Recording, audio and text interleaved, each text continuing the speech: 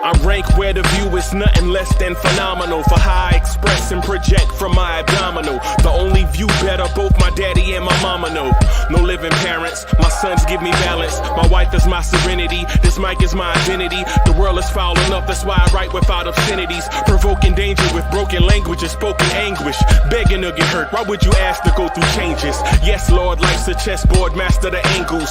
Control the tempo, be the one who holds the info. Acknowledge is just as deadly as machete swings. When spoken, the truth is as potent as that Medellin. While others swear the style is free, I just let it ring. Our time is undervalued, soldiers make us better kings. My fans on my shoulder, reaching after better things. Today I take the shot, for them I'd rather set the screen. My mama told me follow my dreams. My daddy told me get it by any means. Stand tall, make him bow to a king. But I've evolved, you can see the result. Look in my eyes when you speaking to God.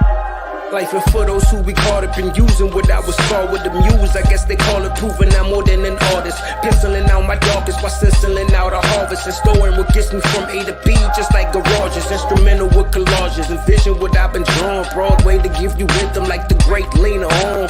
So bent on, found comfort in the storm. Find peace and on when you see them others perform. Organized chaos, I'll cast it like hey ya.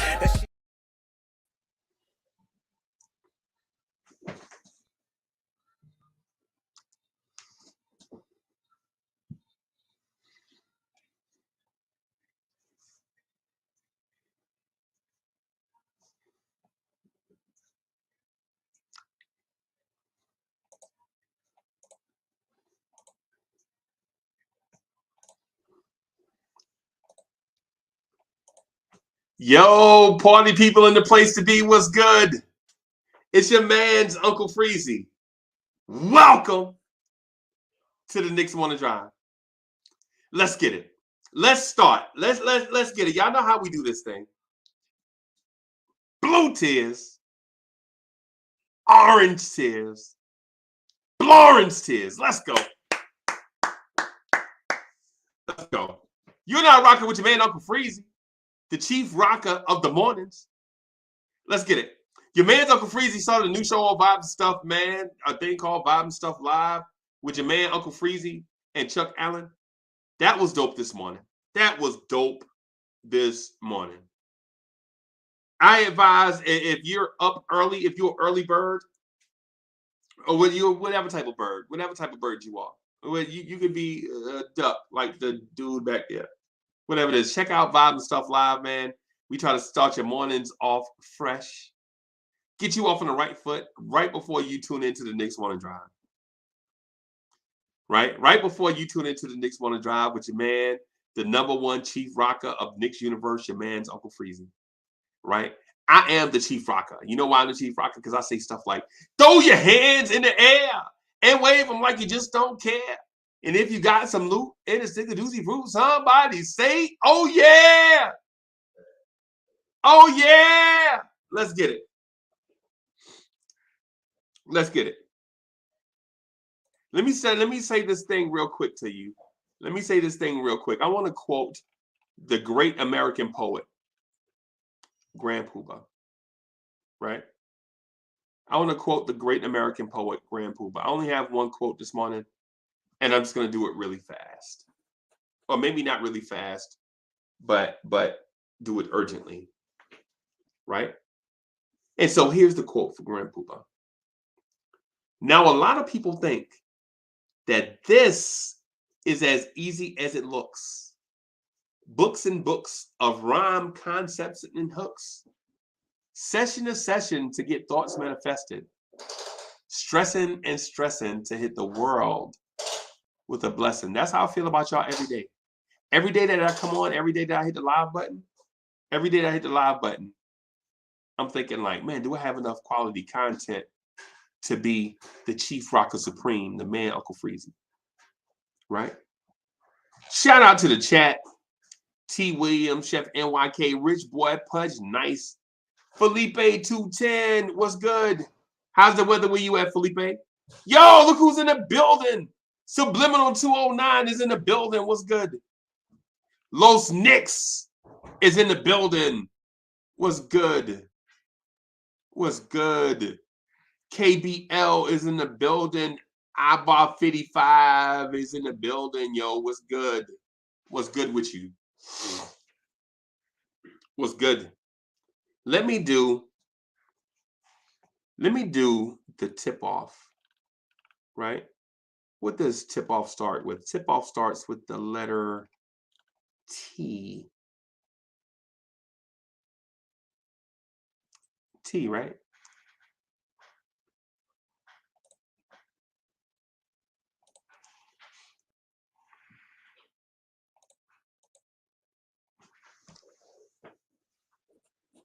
The Knicks have one.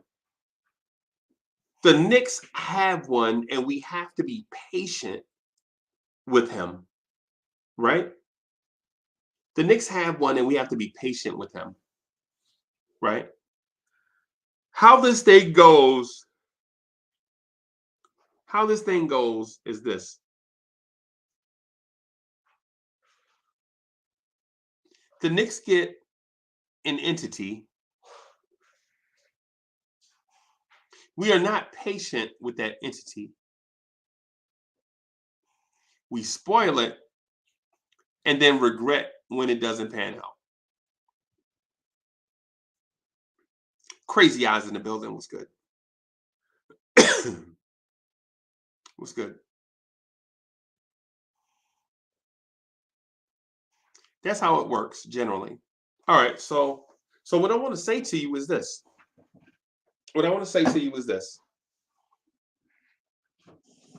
Can you guess the entity that I'm speaking of?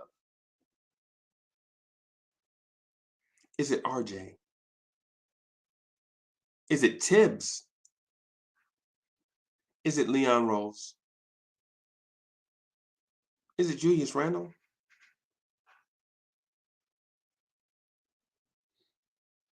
Right? Right? Is it Tibbs? Is it Randle? Is it RJ? No, in this case, it is Cam Reddish.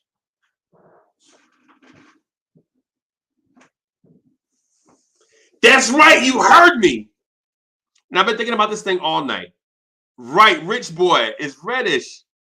I've been thinking about this thing all night, man, working on machines. Yeah, pressure washers, stuff, you know what I'm saying? All kind of things, man. My belief is it's Cam Reddish, right? And here's why.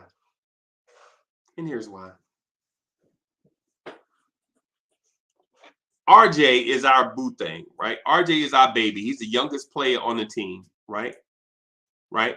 But RJ Barrett doesn't possess certain things you like in an NBA star. Young income is in the building. Was good. Right? RJ's not explosive. RJ doesn't have handles, right? RJ's not agile, right? But a lot of the other things, RJ has it in spades, right? Here's the thing. RJ doesn't possess a lot of stuff. RJ doesn't have verticality. RJ doesn't have explosive first step. Cam Reddish has these things. El Servy's in the building. What's good? Salute. Cam has these things, right? But are Knicks fans going to be patient enough to let these things come to the forefront? El Servy, are you going to be patient enough with Cam Reddish? Are you going to allow Cam Reddish to turn into Tracy McGrady? Are you? Sherwin M., are you going to allow Cam Reddish enough time to turn into Tracy McGrady? Are you?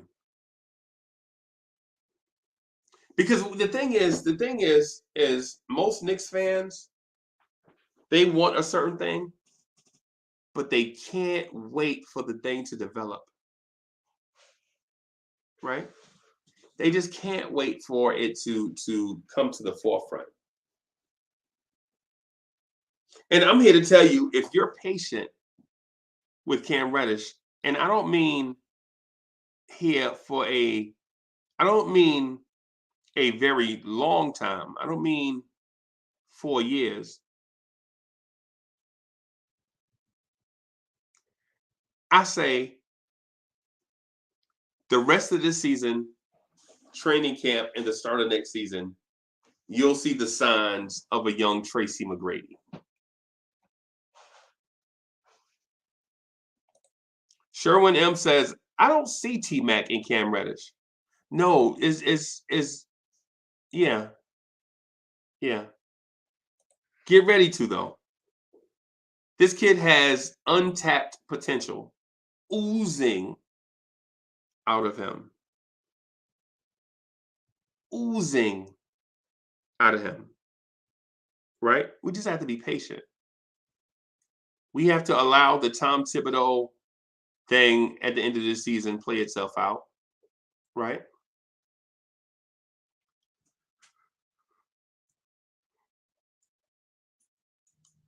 Ron, still Knicks fans in the building. What's good? Ron says, what's good, Knicks family? Salute to the chat. Salute to Uncle Freezy for 3. What's good? What's good? Yeah, Cam Reddish is going to be Tracy McGrady-esque. Maybe better. Y'all heard me. You heard me. So what I want for the end of this season is for Tom Thibodeau to give Cam Reddish 30 minutes a game.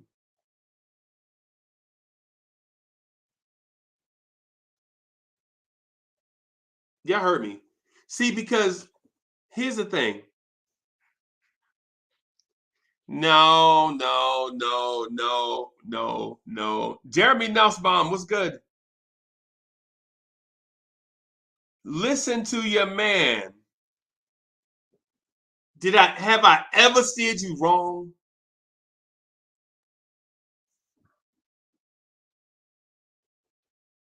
Have I ever steered you wrong? I have listen. So I have two points that I want to kind of get to about the Cam Reddish thing.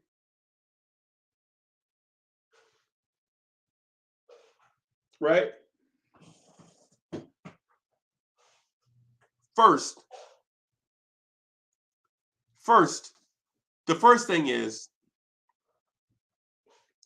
this front office cannot pull off deals. This front office is inept. But they believed so much in Cam Reddish that they were actually able to trade for Reddish.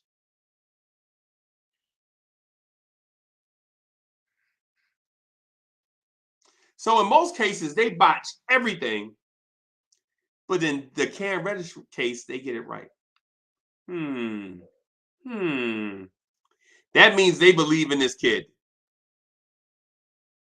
That means they believe in this kid, right? Secondly, and probably most importantly, Tom Thibodeau knows how to take elite skill players that are young and knows how to turn them into MVP type players.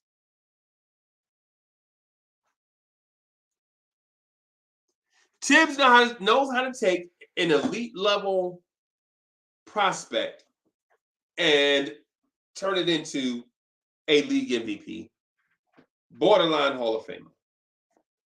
I saw him do it one time with the dude that wore number 1, like Tracy McGrady. Sin Miz was good. D Nice Doom, doom, doom, doom, doom, doom, doom, doom, doom. D Nice is in the building.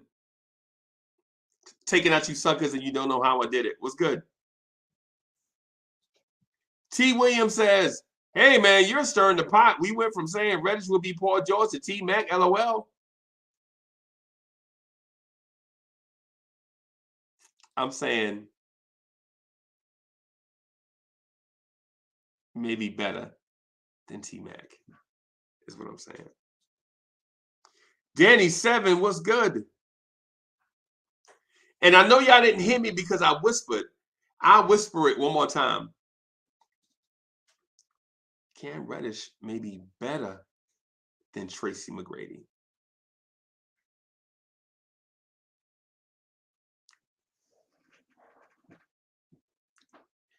All Tibbs needs to do is let the kid play and get out of the way.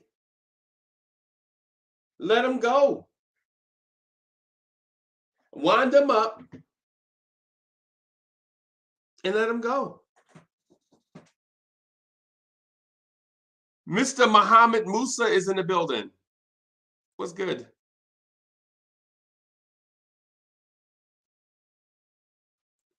What's good? D Nice agrees with me. D Nice says Cam just needs minutes. And Kenneth Hatcher says, I agree with that. Let him go. Wind him up and let him go. Right? Because Julius Randle, think about this in comparison. Julius Randle, while Julius Randle is an elite athlete for his size, 6'9", 250. Dude 6'9", 250 don't do this type of stuff, can't do the type of stuff Julius Randle does. Grab rebounds and go, push the pace, make passes. You know what I'm saying? Dudes his size aren't supposed to do that. Right?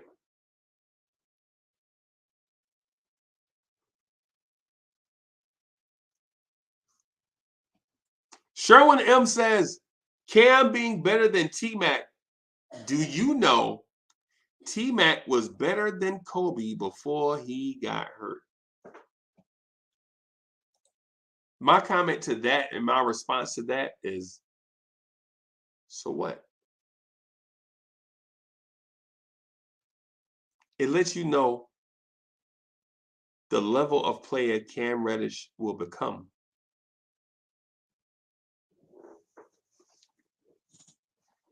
And listen, I know a lot of y'all are scared to have a star, a mega star. I know y'all are scared. Right? I know y'all are scared to have a T-Mac type player, a Vince Carter type player on the Knicks roster. Because I hear y'all talk all the time about what's the kid name we drafted? What's the kid we drafted in the first round this year? T. Williams, what's the name of the dude that we drafted in the first round this year? No, not quickly.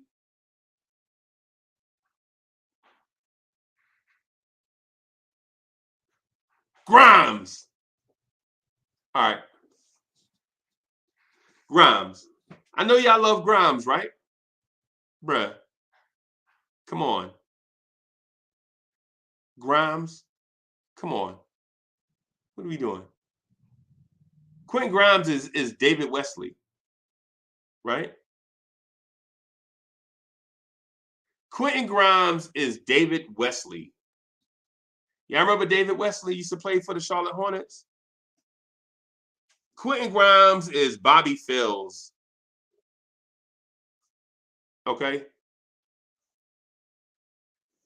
Quentin Grimes is a defender that gets roasted by Trey Mann, Cam Thomas, and Anthony Simons. Quentin Grimes is a three-point shooter that's as streaky as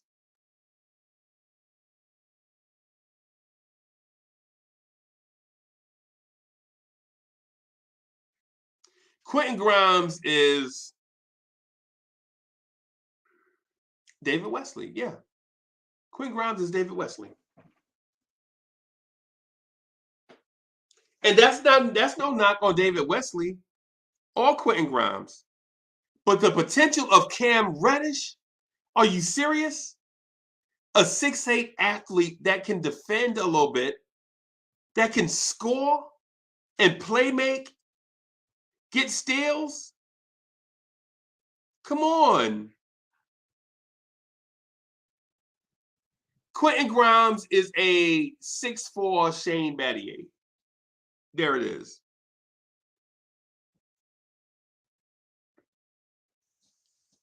Right? And if you look at potential, if you just look at raw potential, because these dudes came out of the same high school class, right? Same high school class. Same high school class, right? Just look at raw potential. There is no comparison, right? There is no comparison. What are we talking about? I mean, come on.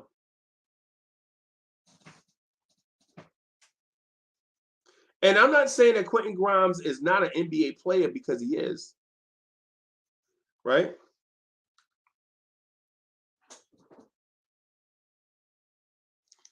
Oh boy. Here comes Chef NYK. Chef NYK, you working pro bono? Chef NYK is working pro bono for Quentin Grimes. He says, follow Grimes' whole career. He was projected lottery pick before Coach Self tried to change his position at Kansas. Top 14 easily before that. No, not really. Quentin Grimes was a high school point guard that we all thought was going to be the right-handed D'Angelo Russell. Except Quentin Grimes is not explosive. And Quentin Grimes' shot is streaky. And Quentin Grimes is not a vertical guy. And Quentin Grimes can't go by anybody.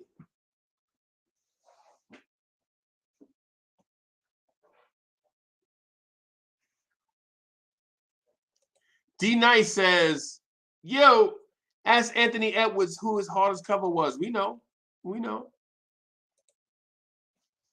El Surrey says, so Randall's the second best player all time. Look at his stats last year. Come on, the stats covered over does not make you better than Kobe. That's disrespectful. Nah, that's not what we going with. What I'm saying is I understand the greatness of Tracy McGrady. I do.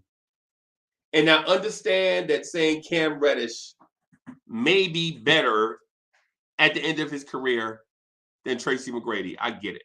I get that. Right?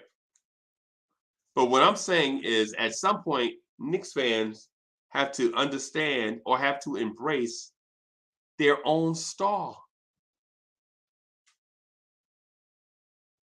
Embrace your own star.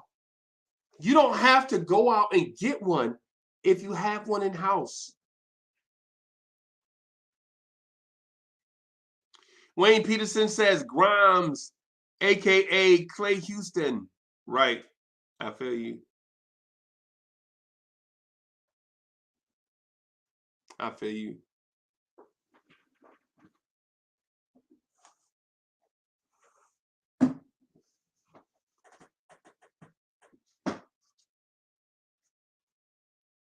KBL says Cam Reddish needs to work on his shot selection. Yeah, so does most young scorers. Most young scorers in this league need to work on their shot selection. And Subliminal 209 says Grimes is getting run while Cam ain't. Right. And Grimes may be the reason why we lost these fourth quarter leads. I'm just saying.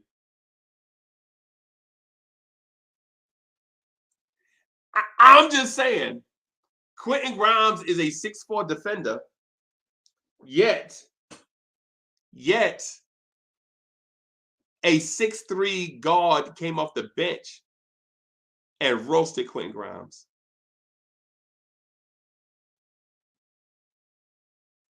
Not to mention the ABC game, Malik Monk, a 6. How are you a defender? How are you a defender that can't defend?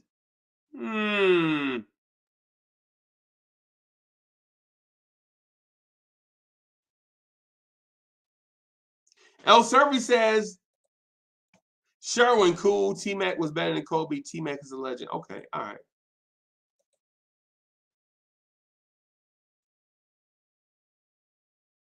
Julian Blum says, you're beginning to look like a 6'5" hater.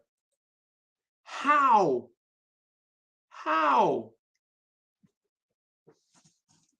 First of all, I'm 6'5" and some change.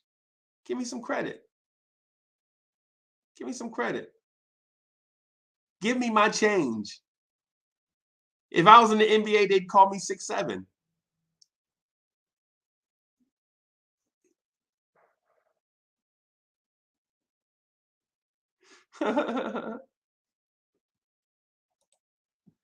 Nobody believe you. You need more people. Nah. The thing is, this is legit. Nobody. What it is when I say these things first, y'all need to wait for confirmation, right? Like when I said R.J. Barrett to the Knicks is gonna happen, y'all like, man, no, that ain't gonna happen. And then R.J. Barrett to the Knicks. Interesting. When I said R.J. Barrett is a shooter, people were like, no, R.J. Barrett is a forward from Duke. He'll never be a good shooter in the NBA. How's it look now? When I was defending Julius Randle here on this show, everybody called me the Julius Randle apologist. Oh, Uncle Freezy is the Julius Randle apologist. And since he's been balling out, a lot of people are quiet. When I said the Knicks were going to go 42-30 last year, people immediately pointed out the fact that the Knicks didn't go 42-30. They were like, the Knicks were 41-31 last year, Uncle Freezy. You were wrong. Yeah, you were right. I was off by a game, right? Most people were off by 20 games. Oh, that team will never win. And Lily Phillips says, Uncle Freezy pushes away all the knowledgeable basketball minds. I know. I push them all away for some reason. I don't know why that is, but y'all love CWC. CWC come back all the time. Cornerstone Cav, he be here all the time.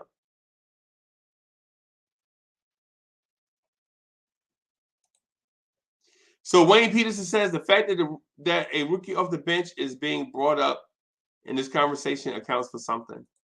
Yeah, I think so. Julian Blum says, but Randle, 6 turnovers in the fourth isn't any reason to blame. Yeah. Cam is the future. Cam is the future, not of just the Knicks, but of the NBA. Lily Phil says, I like you, but that's just the truth, though. That's just the proof. That's just the truth, bro. No, it ain't no truth. It ain't true. No, if people come on and they stay for a while and they leave, that's just on them. I don't beg people to stay. I'm not that type of guy. Like, man, please stay. No, that ain't me.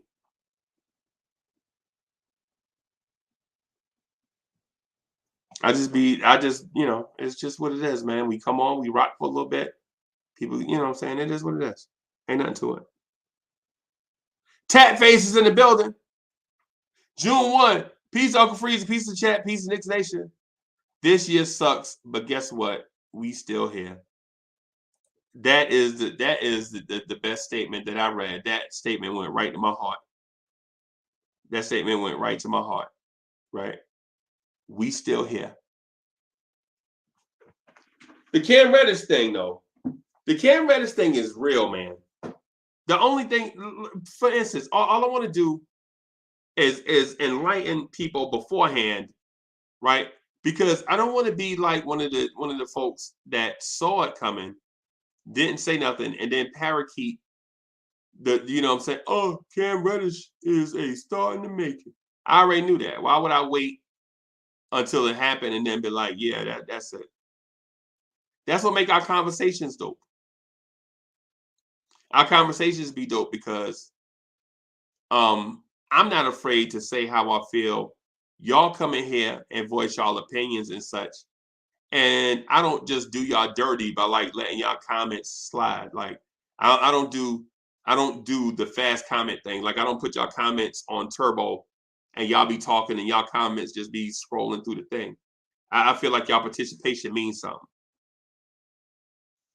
Right? Let me do this because I forgot.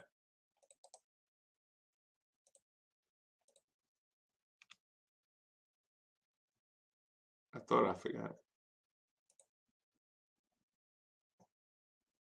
D'Angelo says, now we're switching narrative from Tibbs to Grimes. What?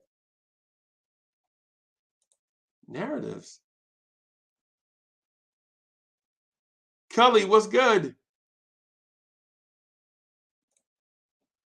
El Servi asks, would you start Cam or let him shine off the bench? I'll start Cam.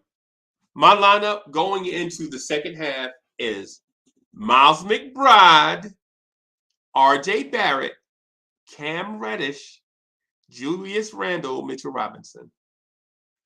Everybody off the bench, I don't care. I don't care what order they come off the bench. I don't care how many minutes they get, whatever. I don't care. I think the focal point of this last stretch should be RJ and Cam.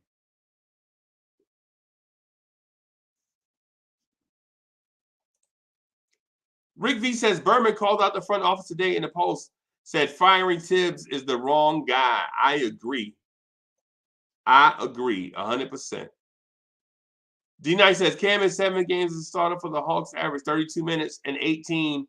You know, Grimes in 6 as a starter at 32 minutes, average 13. Yeah. Yeah.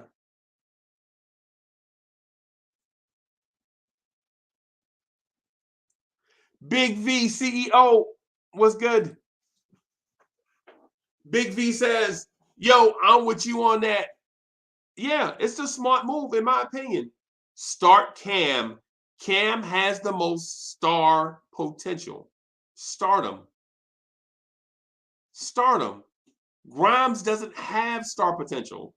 Grimes has borderline starter rotation guy potential. Why would you sit a star for a dude that's a borderline? Why would you sit him for Alec Burks? Come on, it don't make sense.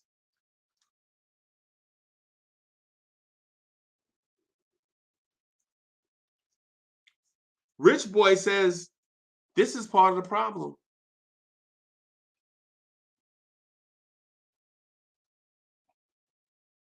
Oh, Tibbs is part of the problem.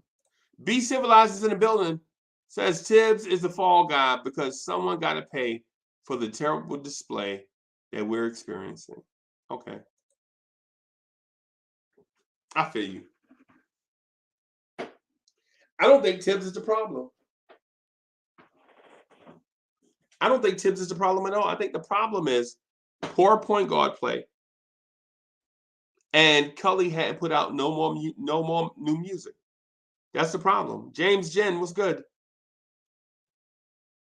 Yeah, man, long time. No, long time, man. Miss you, man. Cully says it's actually making Burks look worse, and it ain't even Burks' fault. It's Cully's fault because Cully don't put out new music.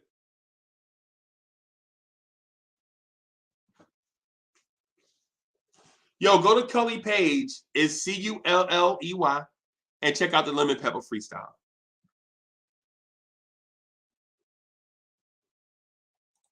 And Cully says, new music coming soon. Right. We were supposed to do a Splinters in Your Behind joint that we never did, Cully. Whatever. Bim. Bim.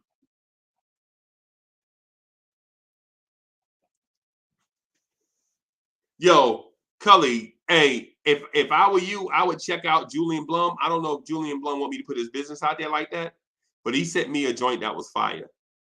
You know what I'm saying? I started to just keep it. This ain't Julian Blum, this Uncle Freezy.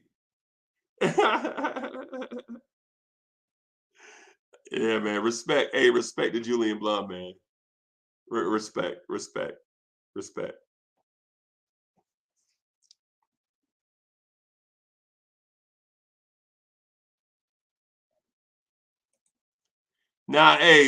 New music coming soon.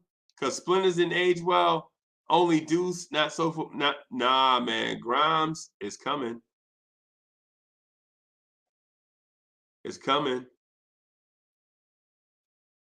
It's coming. Those Splinters and Grimes behind is coming. Cause with Rose coming back and RJ coming back,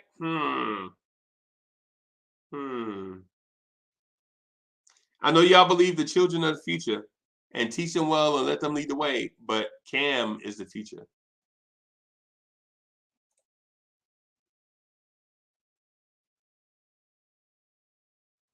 Cam said he can become something, so we need to see it. Yeah.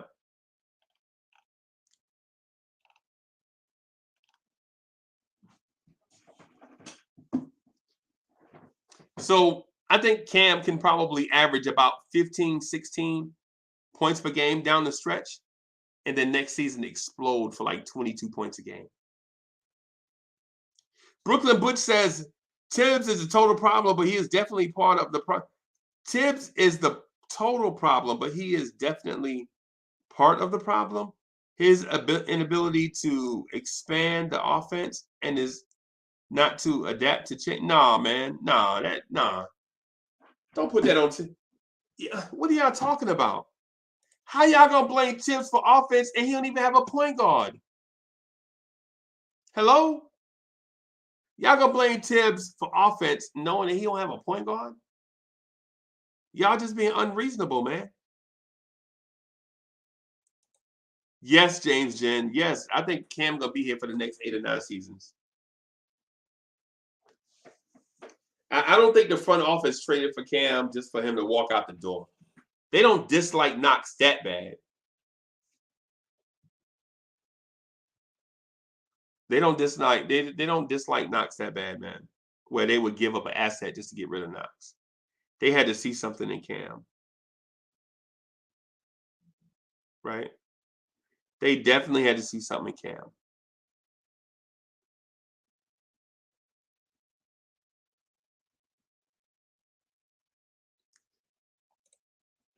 T. Williams says, Reddish has always been 3rd or 4th string. Stop reaching. Nah,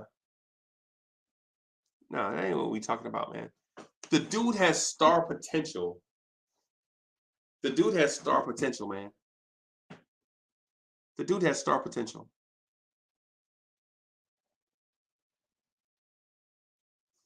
Let give you an example. What does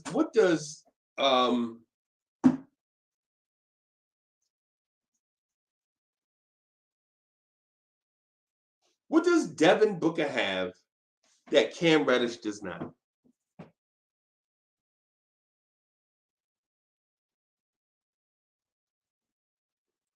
What does Devin Booker have that Cam Reddish does not?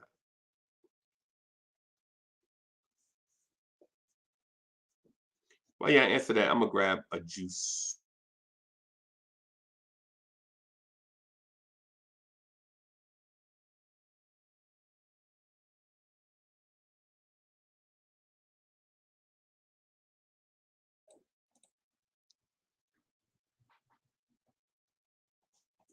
Haha, Eddie says IQ. That's funny. Hey, and if I wanted to be a smart aleck, I would say Cam Reddish has an IQ also.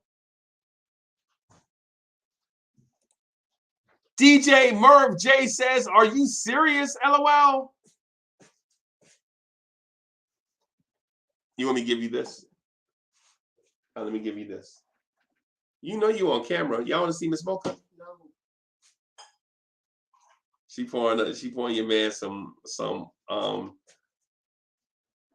okay. Some OJ.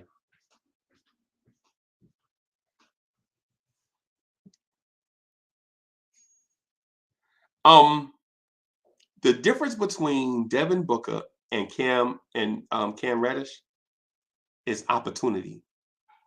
That's the only difference.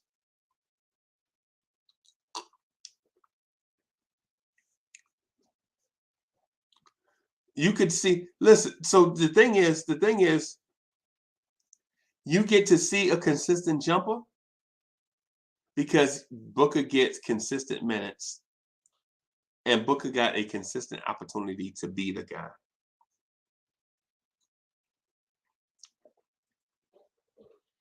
What if Cam Reddish got 20 shots a game and played with a Hall of Fame point guard?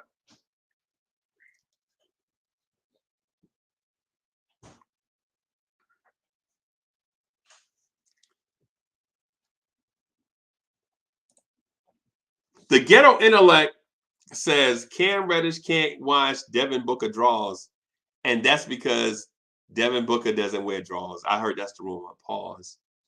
That could be the only thing.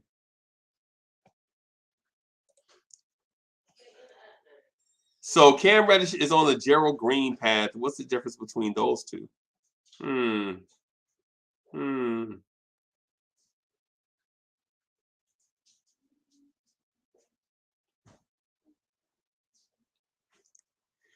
Good question. Our community, our children, OCOC, basically OCOC, asked the question, can Thibodeau develop potential? And the question is such a trap question.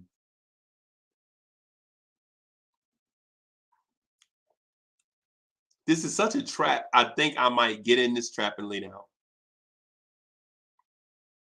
Right? This is such a trap question. It's so easy to answer that I know it's a trap.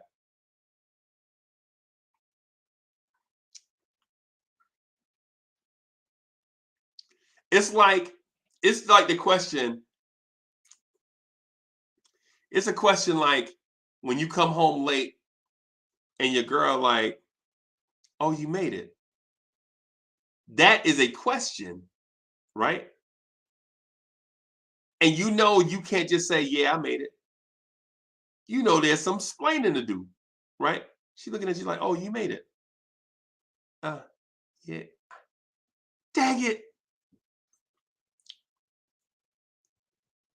Let's dive into this question first. Can Tom Thibodeau develop potential?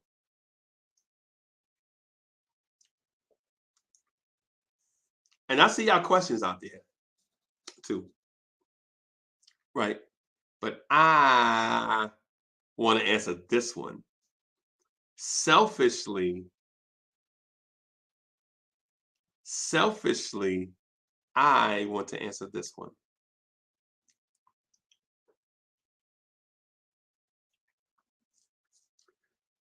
I'll start by answering this or saying this.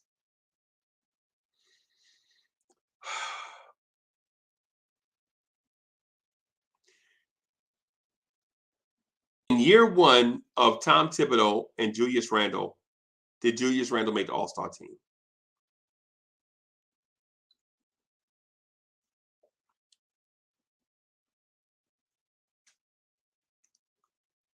Don't lie and say, don't dodge the question. I see y'all, listen, I see y'all shucking and jiving in y'all chairs and on y'all phones right now. Y'all like, it don't count. COVID, it don't count. It don't count. Nah.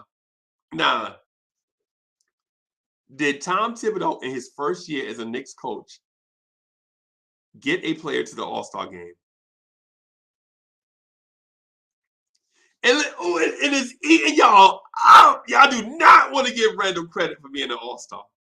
Y'all do not want to give Tibbs credit for turning Julius Randle into an All-Star. I see y'all right. Y'all mad as hell at y'all phones. Screwface. God doggone, I hate it when Uncle Freezy be right. I can see it. I can hear y'all shuffling. I can see Ron from Still Knicks fans right now throwing pillows off the chair because he mad that I'm right about Randall.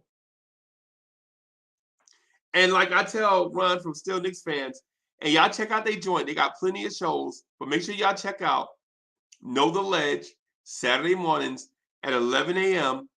with Ron from Still Knicks fans. I think he does an open panel where he rotates people in and out. Where he rotates people in and out, right? It's a pretty good show.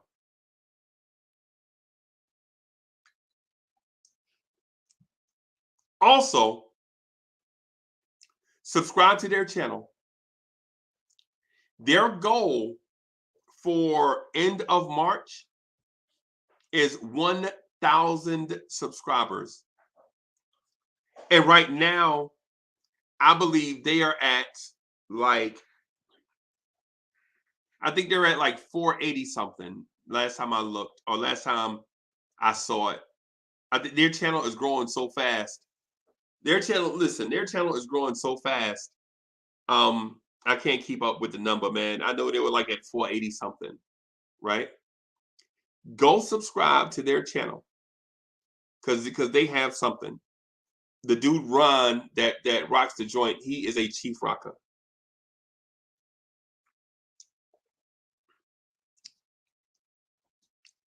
Oh, see, come on. Nah, don't do this. Admit I'm right. And I hadn't even gone in. I'm just starting. I'm just starting to go in. Right? I'm just starting to go in.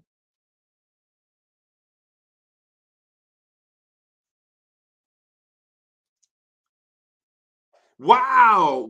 Look at Still Knicks fans. Still Knicks fans are at, what number is that? 608? Yo, so they're like 392 away from their goal. And they would appreciate, and I would appreciate you supporting them. Right? They put in a lot of work, bro. It's Ron, John, and Don, and they listen. They put in a lot of work. They want to satisfy you with Knicks content. All right, here's the other thing. Can Tibbs develop potential? So Randall went from a doofus and well, not even a Randall went from a used car salesman and what's the greasy dude that David Fisdale and a doofus and Mike Miller to an elite coach and Tom Thibodeau and made the All-Star team.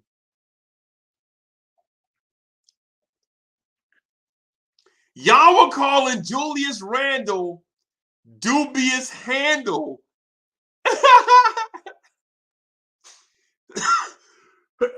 Y'all were calling Julius Randle dubious handle.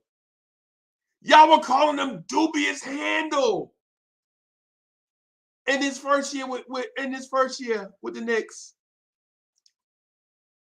Y'all were like, I hate the spin move. Tibbs show up and the dude goes straight to the All-Star team. And I'm asked, can Tibbs develop potential? Can Tibbs develop potential? He got here 1 year. He sent dude to the All-Star team.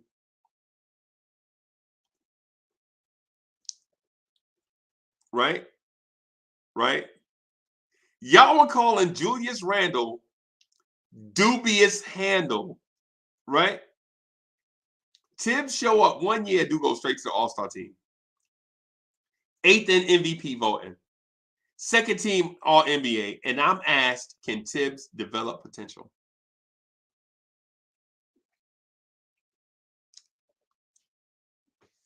Right? So I'm asked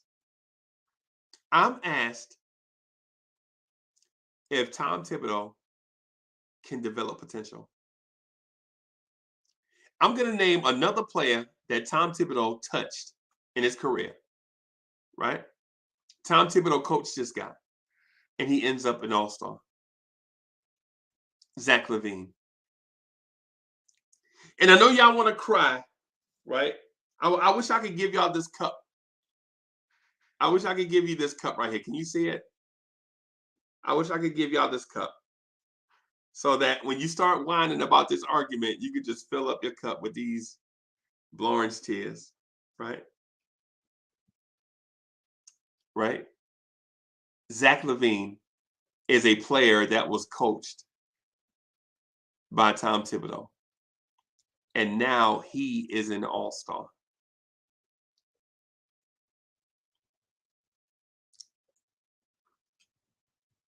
Karl Anthony Towns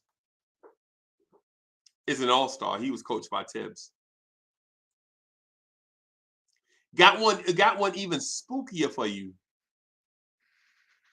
Andrew Wiggins was coached by Tibbs.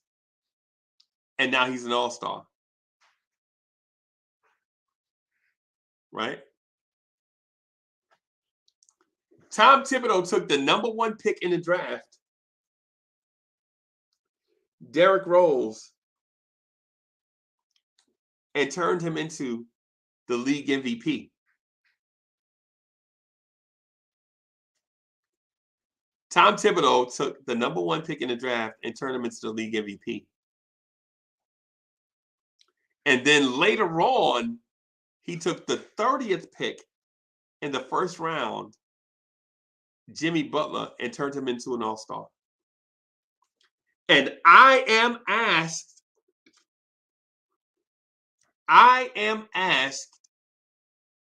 can Tibbs develop potential? And listen, this question comes from a Knicks fan base that historically botched the developmental process. So this is what I hear when I'm asked this question: can Tibbs develop talent? On the one hand, you have a coach that has coached multiple all-stars in different cities and in different stages of their development. Derrick Rose was young. Julius Randle was a little older. They still made the all-star team. So on this one hand, you have a guy with a proven track record of developing talent being questioned by a fan base that not only drafts the wrong people, but when they get here, they don't develop. Here's my proof. If you're a Knicks fan, and I'm not bashing Knicks fans, I'm bashing this argument or this question. So I'm not bashing this Knicks fans because I'm a part of y'all. I'm with y'all. But listen, Dennis Smith Jr. averaged 15 points a game in Dallas. And he gets to New York and forgets how to play basketball.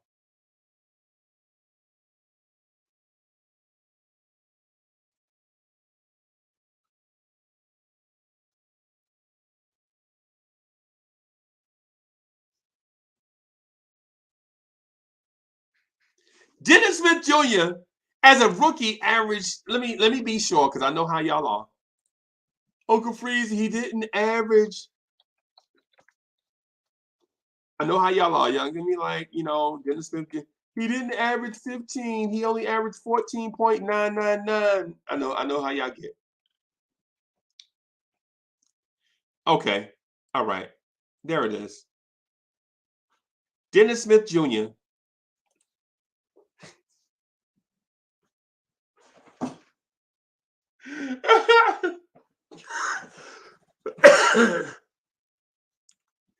Yo, this is crazy. Dennis Smith Jr. averaged 15.2 points a game and played in 69 games and started all of them. He gets to the Knicks and forgets how to play basketball. What? He gets to the Knicks and forgets how to play basketball. What are we doing? What are we doing as Knicks fans? As Knicks fans, who are we to say somebody that's been there and done that before can't do it?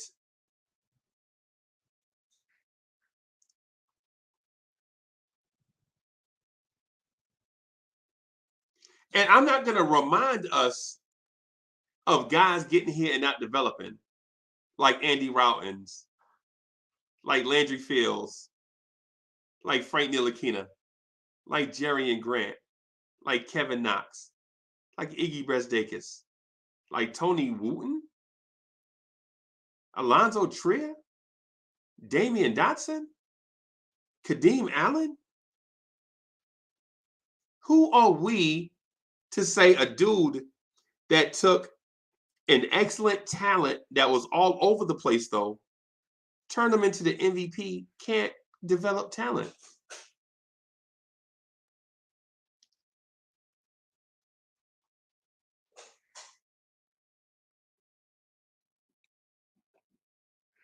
So Paris Douglas says, don't let the truth get in the way of a good story. I agree with you.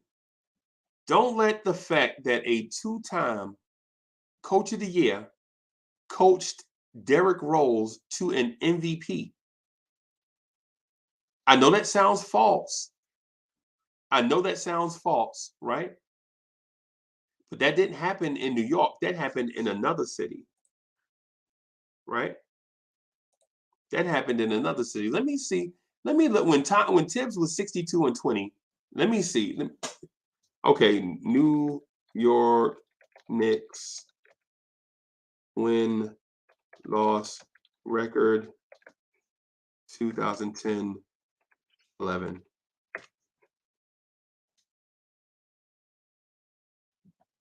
Okay. So when Tibbs was 62-20, the Knicks were 42-40. All I'm saying is let's stop discounting everybody. We discount everybody, man. We discount everybody.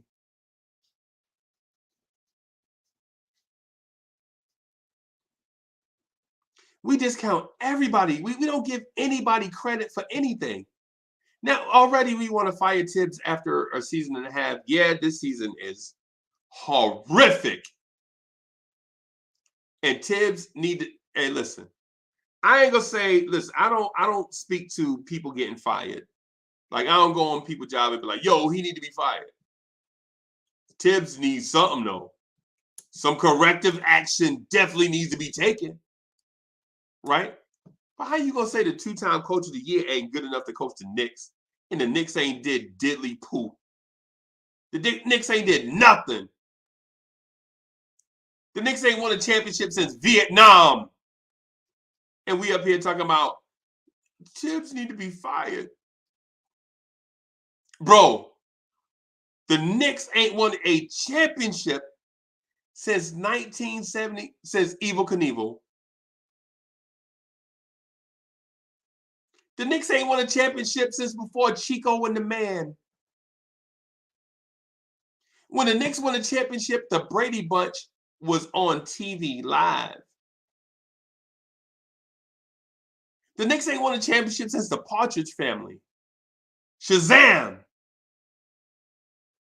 The Great Space Coaster. Speed Racer. Gumby. And we up here acting like Tibbs don't deserve time to resurrect the franchise. I didn't want to talk about Tibbs. Y'all dragged Tibbs into it. So now that Tibbs is into it, we'll talk about it.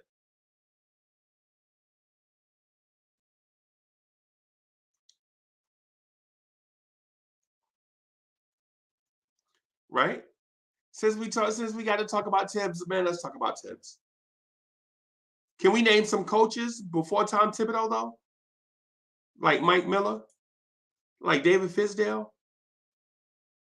Like Jeff Hornacek? Kurt Rambis? Derek Fisher? Come on. What are we doing?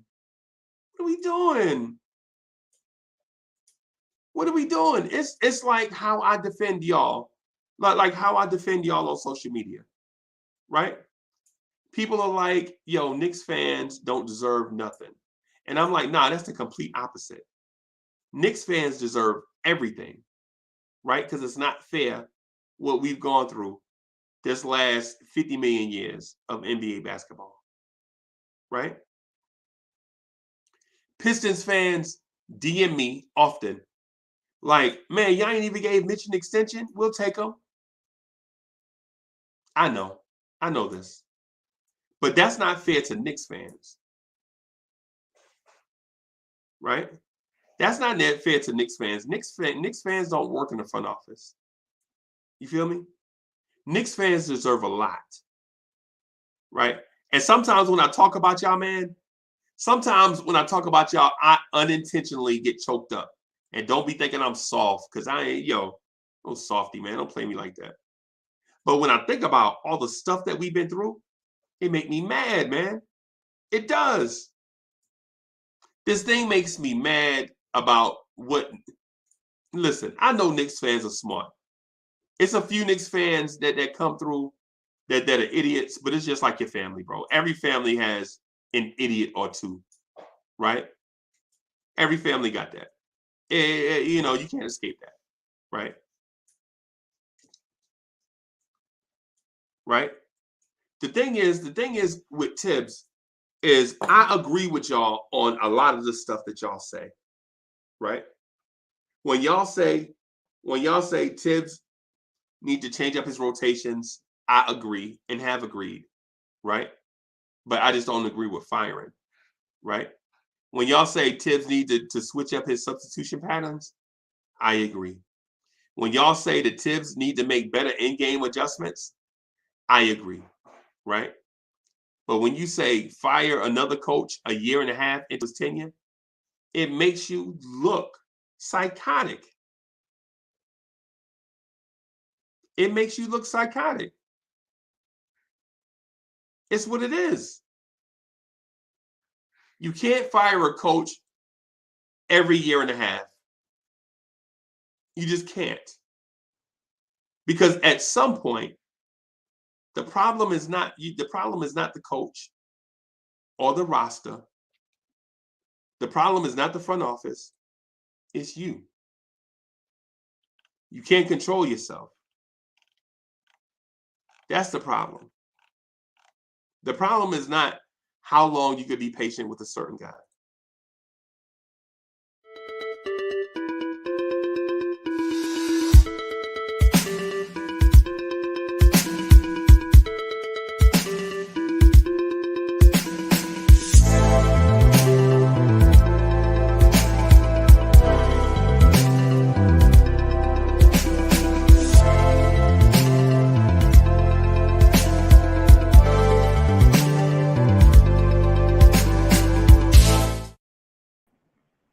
Morning. What's up, boss? How you doing? What's going on? Chilling, man. I was talking about Cam Reddish, and somehow I got dragged back into. That always happens. What are you kidding? Yes. Listen, I would jump right into it. I think because, the season, like you said, this season's been a horror show, a nightmare. Yeah. And you're just going to, ride out the rest of the way. There's not much left. And then assess everything at the end of the season. Front office and Tibbs. That's all you could do at this point. Let's see how the rest of the way goes. I'm sure it's not going to be any better than what we're seeing, unless they make some changes. Like you said, Cam, maybe start and things like that. Change it up. Do that. And let's assess everything at the end of the season. And I listen, if it's still on the trajectory that it is, Dolan has to step in and say, hey, front office, are you doing your job right? Tibbs, is he doing his job right? And then that's it. Drop the bomb for next season, because we got to almost basically we got to just look at next season right now. because we ain't going anywhere right now. I mean, Right. it's been a nightmare. I mean, I'm to the point. It's just you're just throwing the towel. You're like, okay, this is what we're gonna deal with. What can we do now? There's nothing. The trade deadline is passed. Nothing we can do. Just gonna Right. watch it the rest of the way. That's it. Right. Right. It's not just and we have a lot of Tibbs has a ton of flaws that we see. Right. It's not just Tibbs. I understand, and we get frustrated with the subject. That's what I was saying yesterday. I didn't get brainwashed, but you got to just be realistic here now. Right. You know? Give you an example. I'll give you an example. Right. D'Angelo, this is why I'm more patient than other Knicks fans, right? Right. Going into the season, you knew Kemba Walker was brittle, right? And Right. you also knew that Derrick Rose is brittle. Right. But you didn't go sign a third veteran point guard. Yes. Right. You didn't do that. That would be the smart play there, right? Because with the vet point guard, you didn't even have to play him. He didn't even have to be in a rotation, right? Right. But break glass in case of emergency. Yes. You feel me? You gotta have it, a backup plan. Yeah. Right. So they rotated dudes in and out. Alec Burks, Emmanuel Quickly, and they even signed Ryan Arcidiacono, right? Right. Right. Right. But who is that? We don't know him. Right. He may be a good player and he may not be. But listen, do we need to give him minutes to see if he's going to be a good player or not? Or do you give those minutes to Miles McBride? Right. If you're going to test the waters with a point guard, test the waters with the guy you just drafted. Right. Absolutely. Right. No, I agree. It's so the whole thing doesn't make sense. Like if you needed, man, look, Kemba's brittle, Rose is brittle, right? Yeah. Burks had an injury history too before the Knicks, right? Right. And so you don't even go out and go and listen, I'm not talking about trading a first round pick for a guy that's gonna split time. No, that's not what I'm saying. What I'm saying is go get a guy that can sit 15, 20 games in a row, not beg for minutes, but be ready when his number's called. You know what I mean?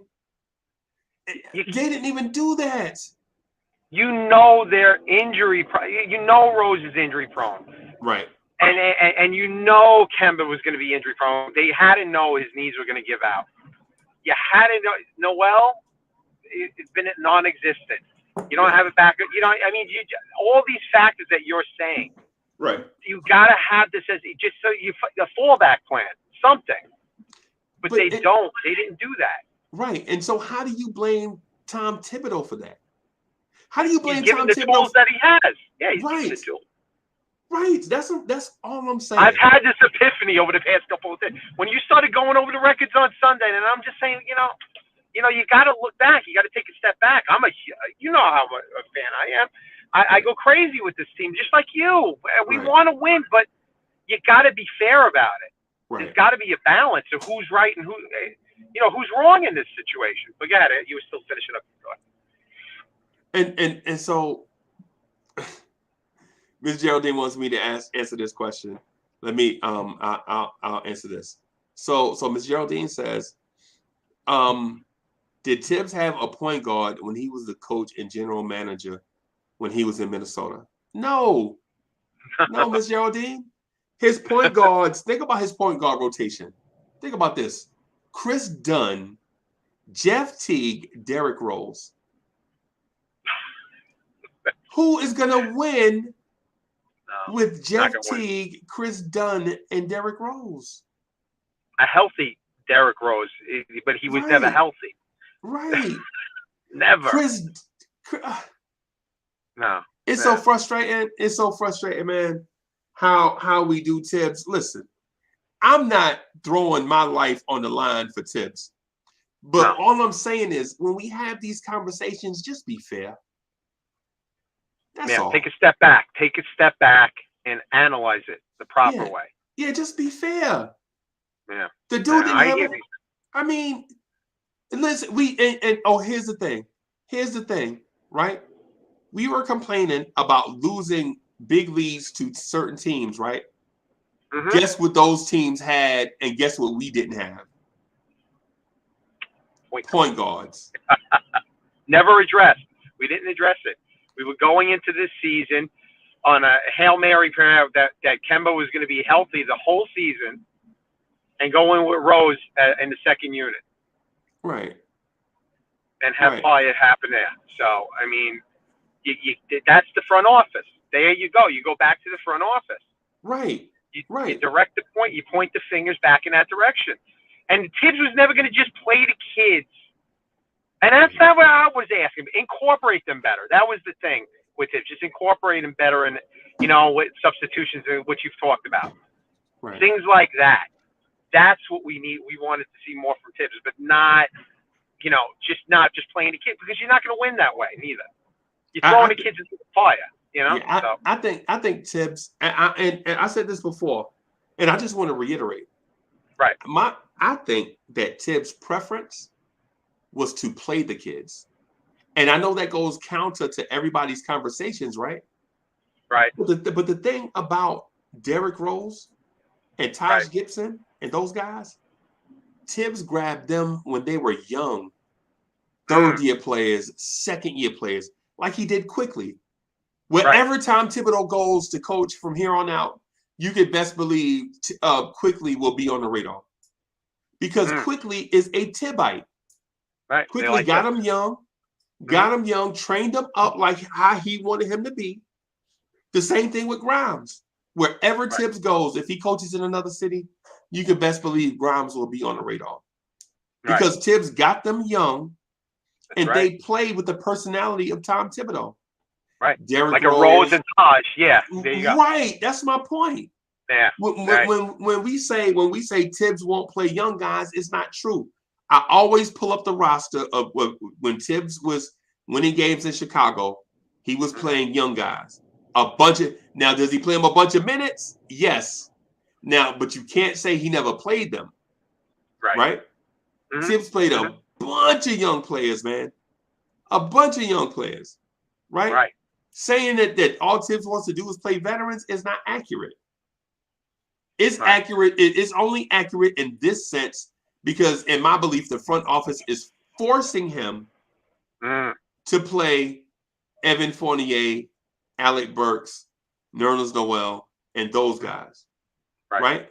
But if it was a scenario where Tibbs could just play who he wants to play, bro, man, come on, man. And this won't even be a discussion.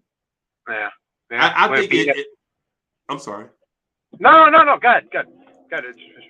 No. I was going to say, if Tibbs could play whoever he wanted to play, I think Emmanuel Quickly would be the starting point guard. Right? Possibly, yeah. I think Miles McBride would be getting significant minutes. And when I mean significant, I mean 12 to 15. Somewhere 8 to 12, something like that. Right, something like that. Yeah. To that effect. I mean, Tibbs. See, this is why with Grimes and Quickly. Yeah, he has that. You could see it now. Even he's got it with Grimes that as well as Quickly. He has his go-to plays because they exude confidence. He likes that tenacity. He likes that. Even though Quickly has his ton of flaws, jacking up shots. Right. But in a way, he does like that. He's like, well, there's a chance it's going to go in, and we're going to be happy. So. But yeah, no, I agree. He's attached to these guys. He's always going to have them on the radar. He's going to be his go-to guys in his brain, like Taj and Rose, and they're on their way out. So right, yeah, man. I mean, come on. Come on, man. And what happens is people compare Tibbs to Pat Riley and Jeff Van Gundy, like dudes that wanted to play a bunch of vets, right? Right. Tibbs is not in that same vein, right? No. Tibbs wants Tibbites, like soldiers under him, to do exactly what he says, right? Right. Tibbs wants you to be risk averse, He don't want you to take risks. Don't want you to gamble. Don't give the game away on a sloppy pass or something like that. He don't want you to do that. Will it happen in the game? Of course it will. It's basketball. When you have 94 shots on each side, every possession is not going to end in a shot. You know what I'm saying? Right. So, right. What I'm getting at is so I think Quickly is a Tibbite. I think Grimes is a Tibbite, right? It sure as hell looks like it. yeah. So, but the thing is, when the front office says, and then the Knicks PR department says, "Hey, we shot this commercial for Kemba, the coming home video where he's doing the black jersey alternate to 75, whatever it is. So you got to play Kemba." His hands are tied. Yeah. It's either that or you. Yeah, it's like your job's on the line if you don't play him. You know, right. Almost. They're hardlining him anyway. I mean, that would be crazy, but you know. I mean, but what can you do? They legit went out and got Tibbs, the anti-Tibbites, and Fournier and Kemba. But do you think though? No, I was just gonna say real quick, the Cam thing though. You think that's true? That was rumor that he really didn't want Cam Reddish. What they said that rumor. I mean, it was on Bleacher Report, but you know. No, I think the comment was taken out of context. Yeah, probably was. Yeah, I think the comment was taken out of context. I don't think it was a deal where he was like, you know, I don't like Cam Reddish. I think it was more of a Knox wasn't playing, and you want me to add another guy to the rotation. Y'all already want me to play. Y'all already want me to. Yeah, y'all already want me to play the kids, and I don't have enough minutes to play the kids as much as I want. And you gonna add another guy? You know what I'm saying? I think that's what it was. So yeah, you didn't clear out space. Yeah. Yeah. Just to make so you could get some burnout there. Yeah. Right. Yeah, but I mean, you gotta. I mean, that's what they're doing now. I mean, they're just gonna ride out the rest of the way, see and assess everything at the end, and then see. And I really do think, yeah, the front office is on the block now, right? And Tips at the same time. I mean, they're gonna just equate it as that to the at the end of the scene. They're gonna evaluate all that. Right. I mean, that's what you could see it. That's what they're gonna do. They're so quiet, the front office. That's what frustrates you. You don't even get a press conference just to talk to us. My God, right. Tell us what's going on. Right. Talk to the fans. Right. Hardcore fans like us, you know. Anyway. Right, and so this is my question, brother. It's simple, right? Mm-hmm. Right. If there are not enough minutes for Grimes and McBride before the Cam trade, and then you trade for Cam knowing he needs minutes, how is Tibbs supposed to balance that? It's near impossible to do. Right. And so if you Tibbs and they ask you, you're like, yo, I can't even get McBride in the lineup, and y'all want to bring in another young player? It's true. I mean, all we ask of each other as adults is that we respect each other and be honest. That's it. That's all you can ask for. Yeah. Right. And so when Tibbs is honest, like, I just don't have enough minutes, you know. And then so he's like, yo, I don't know about this thing trading for another rotational player. The papers take that and run with it. Oh, Tibbs don't like Cam. Typical of the papers, yeah, obviously, yeah. Twist it around, make narrative, you know, yeah. Well, they have jobs to do too. You know, they have to sell papers, right? So. Of course, no, that's stating the obvious, yeah. Yeah, so you know, it's yo, that dude Fresh said, terrible take, Uncle Freezy. Terrible take. He benched Kemba when he felt like he needed to change. Yeah, no, he benched Kemba, right? Yeah. And everybody went bonkers about Kemba getting benched. That was the right thing to do, though. It was the right thing to do at that time, I think. He just wasn't doing it. He wasn't providing a defensive spark, which he's never going to do. And, you know, Tibbs is a defensive guy, you know. But, you know, in hindsight, all of us is always 20/20 with everything. Yeah. It's frustrating. Chalk it up Yeah. as that. Yeah, and the thing about it is hold on, let me see what Cully said. Cully said, nah, he has minutes to play kids. He just has excuse not to. Huh? Wait, Cully. Cully. Above Cully. What is that? He I'm trying said to figure he has minutes to play the kids. That's what he meant. Excuse. He had minutes to play the kids, but he didn't play them. I think that's what Cully means. You know, I mean, there again, but that's what we're talking about. Those substitutions where we said, hey, he could have stuck so and so in there. Right. And I'm first aboard to be yelling Right. at the screen about that. What Tibbs? Why didn't you do that? Why didn't Right. you do that? So Right. we're never going to be. It don't matter what coach comes in here. We're never going to be satisfied what the coach does. It don't matter. And Tibbs gets a lot of heat. Yeah. So. Well, what do you say to this? What do you say to him going with Grimes against Cam Thomas, against Trey Mann, against Anthony Simons, and against Malik Monk? So what do you say to that adjustment? I like that adjustment. I do. And it didn't work. And it didn't work, right? Yeah. Those 4 guys roasted Quentin Grimes, right? The defensive stopper, right? Yeah. Yeah. Now he did. No, he did. He did get roasted. And so the thing about it is when you think about it in real time, you're like, okay, yeah, Tibbs. And then after the fact, you're like, okay, he tried to do the right thing. It didn't work. Right? Yeah, It didn't pan out. And we still blame him for losing those games. So it's like, I'm damned if I do. You do, Dan. And I'm damned if I don't. Right? Yeah. Because if he'd have just took him out and went Burks and just went offense instead of defense. Right. And we would have won.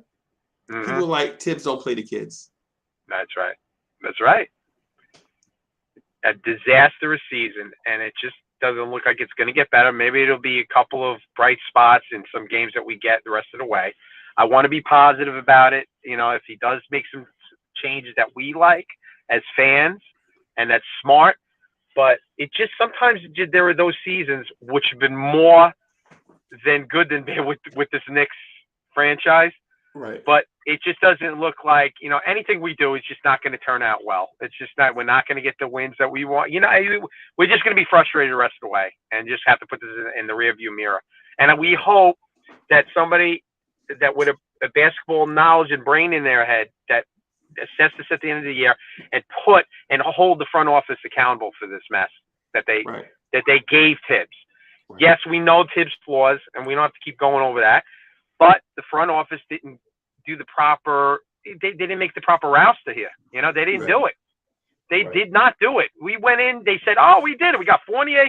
We got Kemba. That's it. That was the answer. That's it. We're good." And then we won that first game where we thought, and we went 5 games in a row, and that was it. So, you know, hey, you know, what are you going to say? It's just, you know, it's not our year this year. That's it. Right. It's just to me, it's poor roster construction.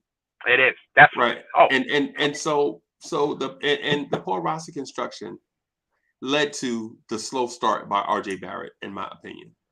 Right. You have guys that are not playing defense. RJ having to scramble to cover 2 or 3 guys on a possession, and then being tired, not having legs for his jump shot. You know what I'm saying? Yeah. Julius Randle starting out off okay, then slumping. In my opinion, it's just I think the way the roster was set. Hold on, I have a delivery. Hold on. No problem. Miss Mocha brought me a pair. Good, nice for you. I think you know, with everything, like we do know, and there are those flaws that just stand out. You know, Tibbs wants to win so bad that he'll overplay guys too many minutes, and you've got to balance that out. I know he's a win now coach. We know that he wants to win just as bad as we do, but Tibbs, you can't play guys 45 minutes. You can't play Taj 30 minutes. You can't do that. You got it. That's just stating the obvious there, I think. You know, and doing stuff like that. But it's been I mean, you know, you just got to. This has been a such a roller coaster, and of just such a god awful construction, like you said, of the what the front office did with this rest. They just didn't do the right thing. They didn't get to do the right moves, and I really do think that this front office is too novice in the role of handling big moves and doing the right thing during the draft. They screwed up that draft. I don't care. Great point. Yeah, great point. Yeah, and I just it's so glaring. I mean, you could probably eventually you're a busy man, just put together all the things that the front office did wrong, and then I think it outweighs the bad with Tibbs. Right. Because Tibbs, he does deserve his ass handed to him at times. Plenty of times that we see. But that's just his style of coaching. He's so set in his way. We have a guy who yells, screams, just barking. But that's the coach we have. We wanted to change that dynamic of being a more defensive team, which I love. My first love is always just that defense. Intense. I love defensive games. Right. And I'm not one for the just shooting the three, shooting the lights out. Right. But and Tibbs does bring that, but it doesn't show on paper this year. By far, it doesn't. So it's unfortunate. And you want to root for your team, but it becomes so hard with this, the coach's ways and the front office. We gotta put full blame on front office. You fire Tibbs, you still got a glaring dark spot with this front office because there is too many mistakes that they have made. Right. Too many to overlook. Right. So if you fire Tibbs, you still need a point guard. Yes. Right. And they didn't do that. They have had enough years to try to bring in a point guard in here. You could have got Ball. You could have got Ball. Right. And you know what else? Come on, man. And you know what else? Right. Here's the key. The thing about the point guard is it's the first level of defense in the half court. Right. But it's also the first level of defense in transition. Right. And Kemba Walker is a terrible transition defender. Terrible. Big time. Right. Yeah. Evan Fournier is also. Right. Right. Right. But then in the half court, they're also terrible. Right? And then you ask this guy to coach a top 15 defense, maybe? Nah. Not with 40% of your defense being awful. 40% of your starting lineup is awful defensively. And you expect that to be a top 15 defense? That's ridiculous. Yeah. But we asked Tibbs to make a miracle happen. Right. I just don't get it. You give him a Phillips head screwdriver for a flathead, a screw. And he said, okay, work with this. Okay.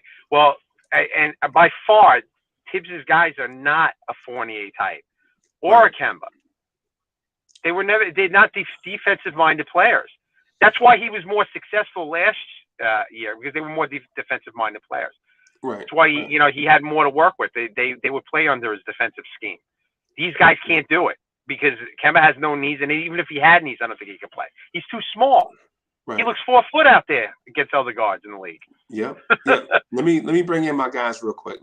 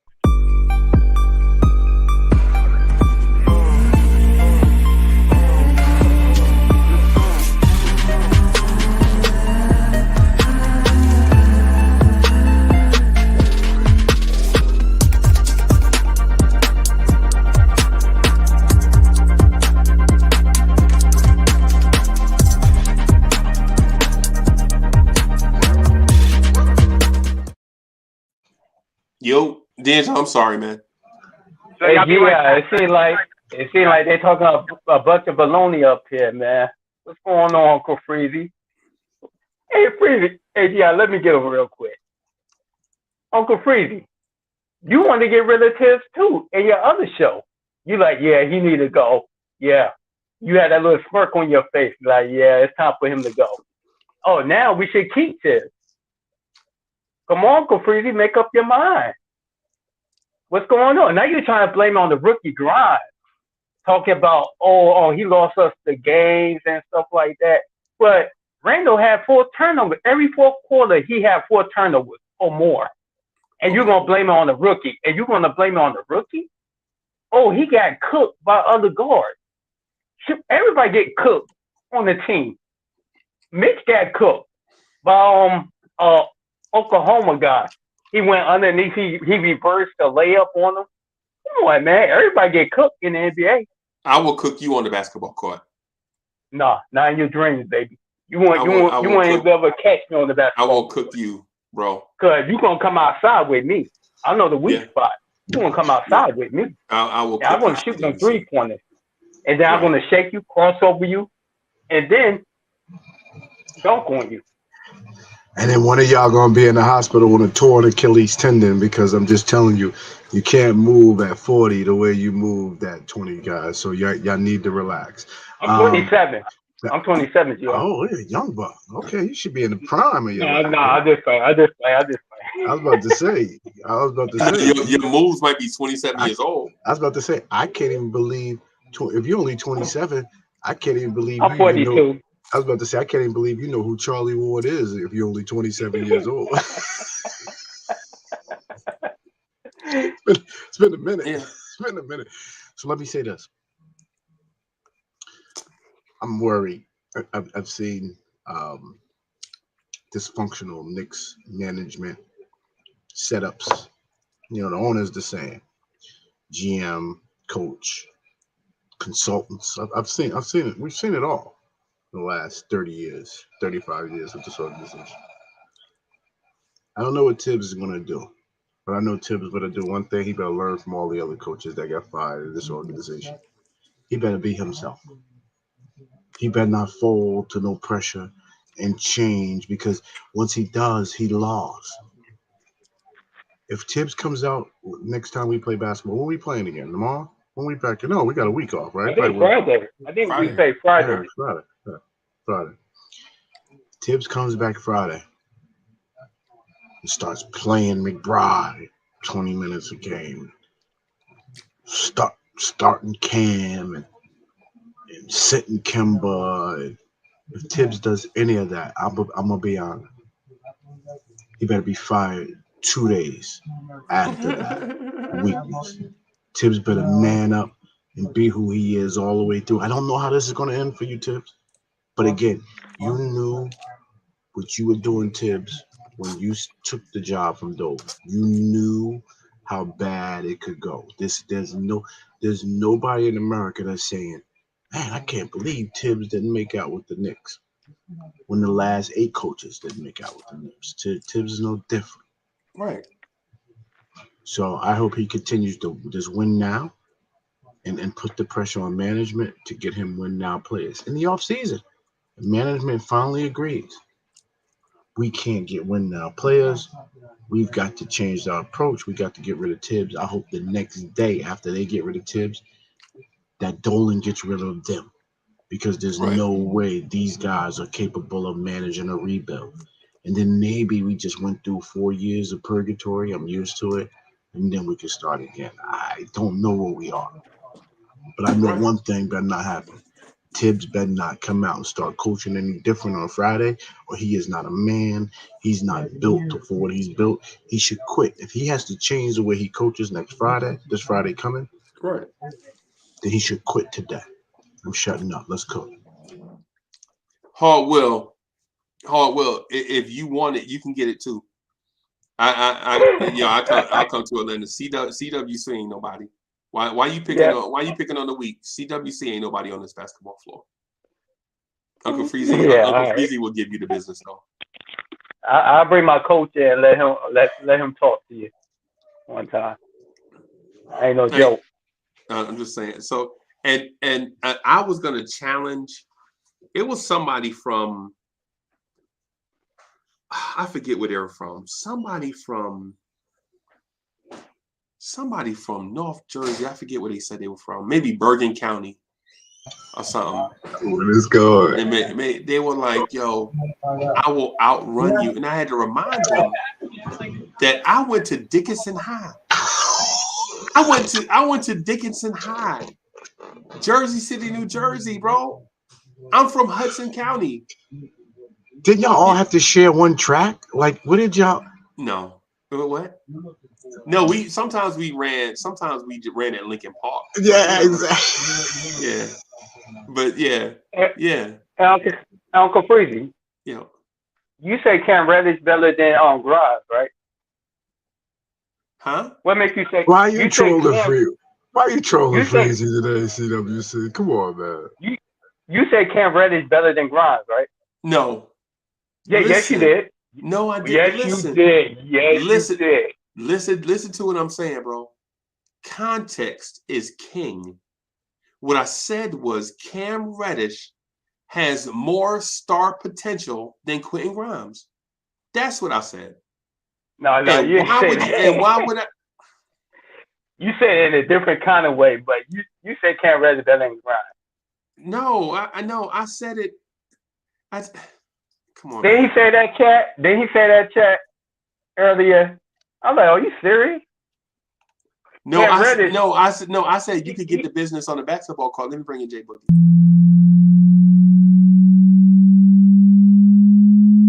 Let's get it. Y'all be spitting with your flows, I'm just podcasting. That's right. On the air every day, I'm just podcasting. You don't know what that mean when I say I'm podcasting. I'm broadcasting these flows with the podcasting. Every day of my life, I'm just podcasting. Right. Share my dreams with you, mean I'm podcasting. What? You can see my vision through the podcasting. But don't forget Jay Boogie when I'm broadcasting. I'm podcasting, he's podcasting. I've been spitting this venom since Karate Flicks. When Mr. Sims was sharing nothing but the Knicks. I guess you know by now, I seen some tough years. Now I know the reason why Freezy got them blowing tears. Closest thing to the Reverend means I'm the deacon. Call up G-Mo just so he can talk to Legion. I'm squeezing, get my young ones to overstand. Some more advice, Ron Cleveland, Mr. Man. I guess y'all know I'm just podcasting, right?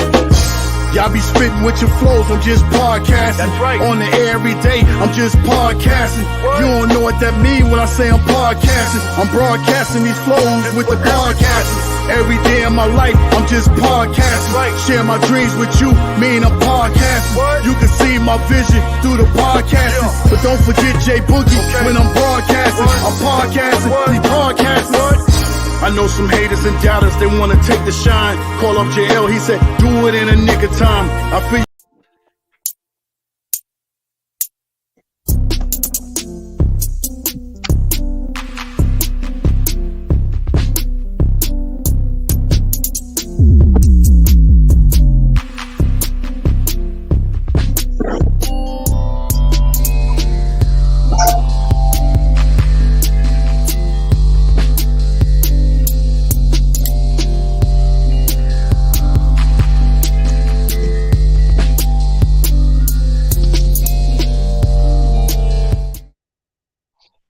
Yo, what's good, boss and boss? My boy Hard Will J Boogie, what's good? Top of the AM. What's Good good, morning, y'all? gentlemen. How are y'all doing, my brothers? What's Well, you up, had to Jay? call Uncle us. Freezy talking nonsense. Uncle Freezy talking some nonsense up there. CWC, come on, bro. Come on, man. Hey, yo, what's going on with CWC over the first 2 days of the week, Monday and Tuesday? You all right? He got to get the Uncle once he get the Freezy be tripping, man. He be tripping, man. once he get the hump day Wednesday, he that's when he start doing better, Yeah, Jay. he- Bro. he- He going calm down mode for the finish out the week. The only time I calm down is Tips get out of here. Yeah, That's he the only can't way. help it. CWC a fake athlete, and so he come up and like try to push his resume. Like I'm just C-Dub, I'm just messing with you. I heard he was a shuffleboard champion. Anybody that's shooting the camera Of the like that, world. anybody that's shooting the camera like that can't really go. But what's No, up? you ain't getting that mess. What's up, Hard Will? Oh, that's his shot. And Freeze, I you go know to how to Queens rile to make me you up. have My a boy Queens Freeze, react. you know how to rile me up. What Freeze, was me and you know, if we play it's gonna be hezzy, tween, step back, slash. Hey, bro, I'm Step just saying. back, flash. I'm just saying. All I'm pointing out is I'm a Jersey athlete. Okay. I'm not a you know what I'm saying, you know, a New York City athlete. You Okay. know what Now I I'm saying? respect Jersey ball players though. Yeah, I'm saying that's Up what on Jersey Long got some Island. ballers. Jersey got yo, some ballers. yeah, you know what I'm saying? I mean, Jersey got some ballers. yeah. Up on Long Island. But What's I'm good? just a LI. ball player that they used to call me Cuddy, you know what I'm saying? So if you can't move them feet, Right. woo, seriously. And that's Right. what I teach my kids too. So it's hard to play me like that, you know what I'm saying? Because I make you move your feet. And then, like I said, hezzy, tween behind the back. Oh, where you going? Oh no, I'm over here. No, I'm over here. Yeah, man. No doubt. I was up like last summer, the other summer, we was playing. I went back to my old hood and we was playing in Bayswater Park, and they had it on Facebook. You know what I'm saying? Because when we play, dudes call you out, so you gotta come out of retirement, and you can't just talk junk and then don't show up. You know what I'm saying? Then on top of that, they How put old are it you on guys? Facebook Live. So Yeah. right there, it's like all your talk now is gonna be remembered forever, and if you don't show up, Forever. you're gonna live it down. You know what I'm saying? So How old are you guys? 40? Hey, why do y'all all look 40? I apologize. Maybe y'all not. I mean, I y'all better am. I y'all am. better leave that basketball alone. Going I out ain't there. 40. I ain't 40. Let's get that straight. Yeah, I ain't 40 either. I'm I 50, am. I'm 53. Let's get Listen, them y'all numbers. better I'm be 42. careful. Y'all better be careful running out there, all adrenaline. I'm telling you, we played a back to the hood game last 5 years in a row. Mhm. Every year, some grown ass man tore their Achilles tendon, was out of Yeah. work for 6 Oh months. yeah, Yeah. yeah. I was playing this guy 1-on-1, right, Gi? Yo, I swear, I tell you no lie, Gi. I think it was only like 3, 4 points, and he started hopping around. Yeah. I'm telling you, and then that's what really had happened to him. So it does happen. Yeah. It's like me in my backswing. Like before, I used to try to grip it and rip it. Mm-hmm. Now I just want to crease it, get it down the middle of the fairway, bro. I'm tired of walking in the Mm-hmm. bushes after a golf ball, bro. By the way, Mm-hmm. Freezy, yesterday I played one. I think I'm gonna win everything this season. Now it's April. I mean, it's February. Right. I played so well yesterday. It's not even funny. I'm on. See, Dub, listen, you hear this? That's what's up. So now this is legit a conversation that we can have. I will tell GI face to face, if GI beat me by 3 strokes or more, which won't ever happen, Mm, I'll buy him a steak dinner. I'm gonna mm. beat you 3 aside. Get out of here. I almost put my middle finger up just now. I'm a street baller and a gym baller. Hey, this is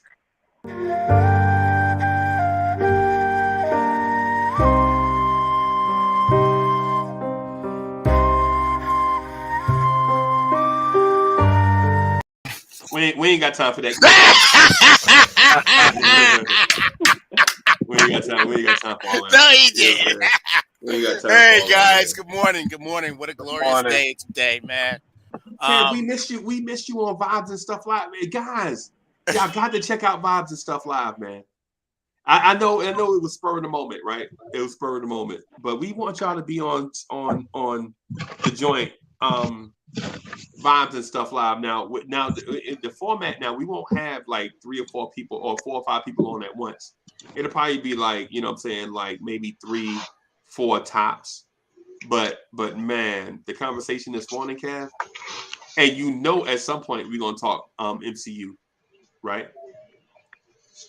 At some point we got to talk some MCU. You know what I'm saying? GI, we was talking this morning about health and fitness. Listen, I watched it. Was you on show? Yeah. Man, we gotta definitely get you guys on here. And then Kev is froze. What? Somebody screenshot that, please. Wow, that look crazy. Yeah. Yeah, he looked. Yeah, That look crazy. he looked like Yeah, I was gonna say, what's the movie from back in the day where the thing came out the TV? Poltergeist. Yeah, Kev looked like Poltergeist. Yo. Hey, Wow. so I just want to say this. I just want to point out these 2 points to Hardwell, and I want to concede it, right? Uh-huh. I only concede these two things to Hartwell. You right, Tibbs has got to stay, and we got to give Tibbs another chance. And I will also concede that you are definitely a good street baller. I just can't see you beating anybody from Jersey 101. And that's no disrespect, bro. I mean that in the most respectful way. Well, Freezy, you my man. I wouldn't play you. Why CWC laughing? He ain't even from here. I wouldn't play you, Freezy. You my man. Oh, you definitely ain't gonna play me. I wouldn't play you on the court. You my guy. You definitely ain't gonna play me on the court because you my man. And we would get a lot of views though, Freezy. Sometimes we gotta just do it for the views. No, hey, Harwell, listen, we definitely ain't gonna play for bread because I don't want you to go hungry, bro. Nah, you don't want to play for bread. Yeah, I don't want to play for bread with my friends. See, the thing is though, right? With that, it's like, man, I would just basically beat you just to talk junk to you. What? And it would be quick. I like to play people like game 12. So I just want the young New York Knicks fans to know this is what happens mid-season in a horrible Knicks season. Yeah, we have no more to talk about. There's no relevance. So the Knicks fans just start lining each other up to go out on the court. We're gonna play golf too, GI. We're gonna go to the golf course. We're gonna do everything. We don't want to do that. We're gonna do all that. I want some ladies to be out there too. That's not to show off. See, but Harvard, listen, it ain't fit, man. I got fitted clubs, bro. Mm-hmm. I got a club membership, bro. I do this. So how you didn't play GI yet? Y'all got to get up and play a game. GI got to step his game up. Oh, he ain't ready. Okay. No, listen. There's 600 miles between me and Freezy. Well, that too. Oh yeah, that too. Yeah, that's right. That too. Yeah, you gotta set this up. Yeah, man. We gotta definitely, man, set something up, man. But bro, listen, man, I legit, man, golf, bro, I do that. You know what I'm saying? I do that, bro. I got my name on my bag, bro. I gotta give it to Freezy from the first time I said I played golf. He immediately responded, started talking about clubs. The only thing is, he's heard me play, man, probably 110 rounds. Right. And I haven't really heard you talk about one in the 2 years. Yeah. So that means he's saying he got you. He's saying you got to get more practice in Freeze. Nah. That mean his game sharp. His game sharp. Yeah, that means his game right sharp, now. Right? Mm-hmm. Hey, but Harwell, you know what? I'm an athlete turned golfer. Right? You ever I'm not a golfer that played athletics, right? Mm-hmm. I was a dude that played base, you know what I'm saying? Whatever, blah, blah, blah. Mm-hmm. So I had to take them skills, but once you get the skill, it's like riding a bike, bro. What I'm saying is FYI, 90% of the black guys out here playing golf are athletes turned golfers. Jordan inspired them. They weren't inspired by Tiger. They were inspired by Jordan and the boys and Barkley. Mm-hmm. So I don't know what Freezy's talking about. It's a bunch of us out there. That's why we're still competitive with it. Mm-hmm. That's why I never pay for my rounds or ever pay for lunch, because it's a bunch of dudes and they talk that yang. They talk that they you know what I'm saying? Mm-hmm. And then plus I'm in a secret fraternity with dudes that like to play, right? Mm-hmm. We go to these meetings, like we'll go somewhere. Like I enjoy whipping up on the Masons. I really do. Yeah, and they be dressed nice too, boy. They be clean. You know what I'm saying? They be clean. But go ahead and swipe that card, bro. They got that chicken too. Yeah, they got that money. Back at the lodge, they got chicken and brew, baby. Chicken and brew. Yeah. And I be telling I wanted to play a couple beat that card up. I want to play a couple games one day. They actually got some not too far from where I live, so we'll give it a try one day. Yeah, man. I ain't gonna see me. I'm not the type of person to just say I could play something if I don't really play it. Right. And I ain't gonna challenge you. See, that's not me. But if you challenge me in something I do, then that's when you're in trouble. Right. Yeah. Some of us like being in trouble, bro. Someone's a troublemaker. I hear you, Freeze. I hear you. Freeze, you are. See, Freeze, he wants smoke. Nah, man, who me? Never. Nah, man. If it wasn't for CWC, you know what I'm saying, coming up here talking about who he, man, come on. I heard him say he cooked you. That's why I was like, I cook him. I was trying to defend you, and you said you'll cook me. So that's why I was like, oh man. And I'll cook you, Will. Play what's the point? Right. Yeah. I already cooked your homeboy that came to St. Petersburg, Florida, and tell him what happened to him. Who? He from you talking about Charlie Ward? You. No, I said your who came homeboy over there. I said who came Oh, over I there? know his name. He had Dairy Queen hat when I got done with him. Oh, wow. I don't even know. I'm from Long Island, New York. Stand up. Okay. Oh, that's where you from? That's right. Cinema Richards, Belport. I played golf in Staten Island yesterday at Silver Lake. That's where I played yesterday. You better Google Cinema Richards up. Cinema Richards Red Devil. Okay. That's point guard. Okay. I hear you. Let's get it. Let's get it. All right. Where you played at in New York? I played for the Summer League out Where? there in Cinema Richards. Where? Cinema Richards. Hempstead, Wine Dance. So just because you from Long Island, you only played in Long Island? Yeah, Long Island. I play at St. Petersburg, Florida too. I got my own basketball team called the Blue Shark. Okay. Well, I'm from Queens, man.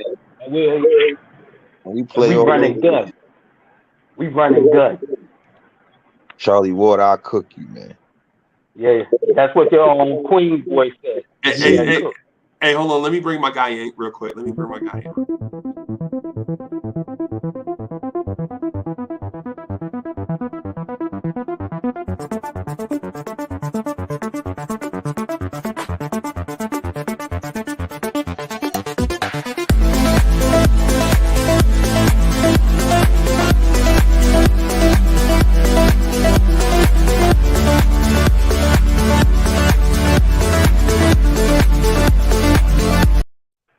Yo, what's good? Sub is in the building. What's good, Sub? What's good with you? The Sub is in the building. Y'all was talking about Hooper, so I had to slide through and let it be known that we need to run it. We need to run an All-Star game. Lawrence Tears, you know what I'm saying? I got my boy Hard Will for the love of the game. You know what I'm saying? Nothing but Knicks fan TV. We get a little 3-point contest going on. I know I'm running the ball. I'm the best 3-pointer right now.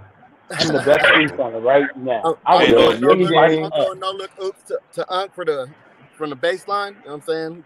We bringing it. Bim. I talked to Miss Steph the other day in the chat, and she said she was down too for Queen's Court. Yeah, man.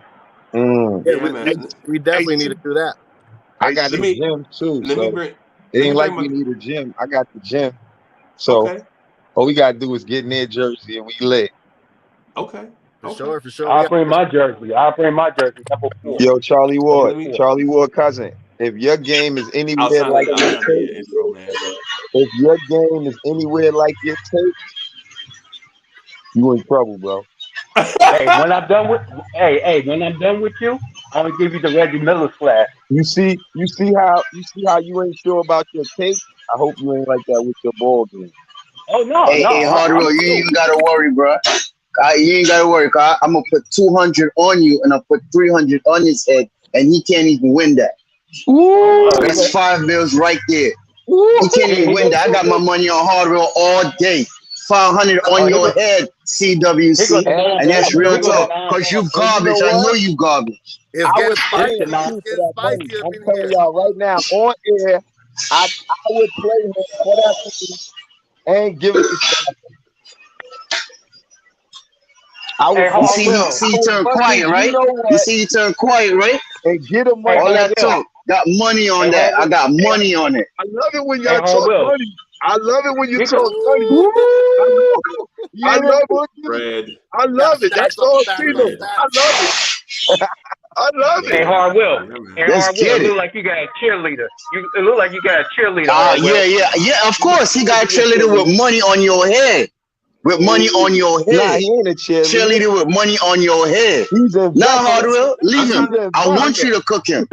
Yo, I'm Freeze, you trying to heard me? figure out how. Freeze, you heard me? Freeze, he's an investor. He ain't a cheerleader.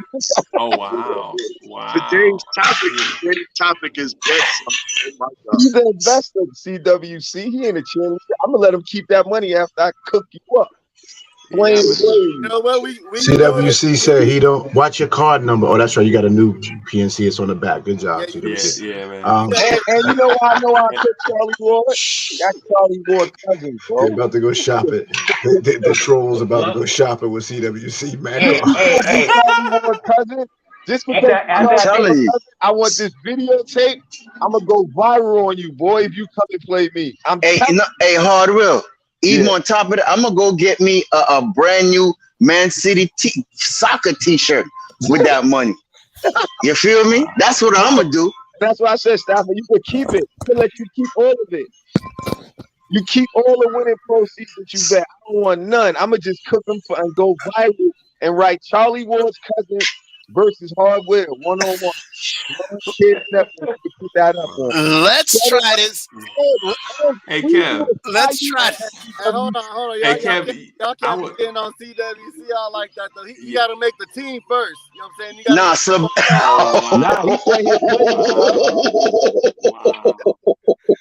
Nah, wow. This is.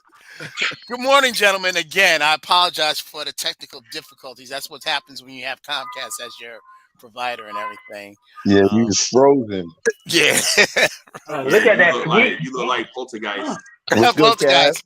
Hey, what's going on, fellas? Good to But I see didn't get to say what's up there. What's up, Jay Boogie? What's good, my guy? What's up, D'Angelo? How you doing, bro? What's up, brother? How you doing, man? GI, shout out everybody. Stafford, shout out everybody. Word. Big up yourself, like my boy Stafford always says. I just wanted y'all to know that I just got offered a job, so I'll be back working again. All right. Yeah. I don't start till March 14th, so that's a good break for me, right now and everything. So 2 weeks, Kev. Somebody got some background noise. Yeah, I don't know who that was.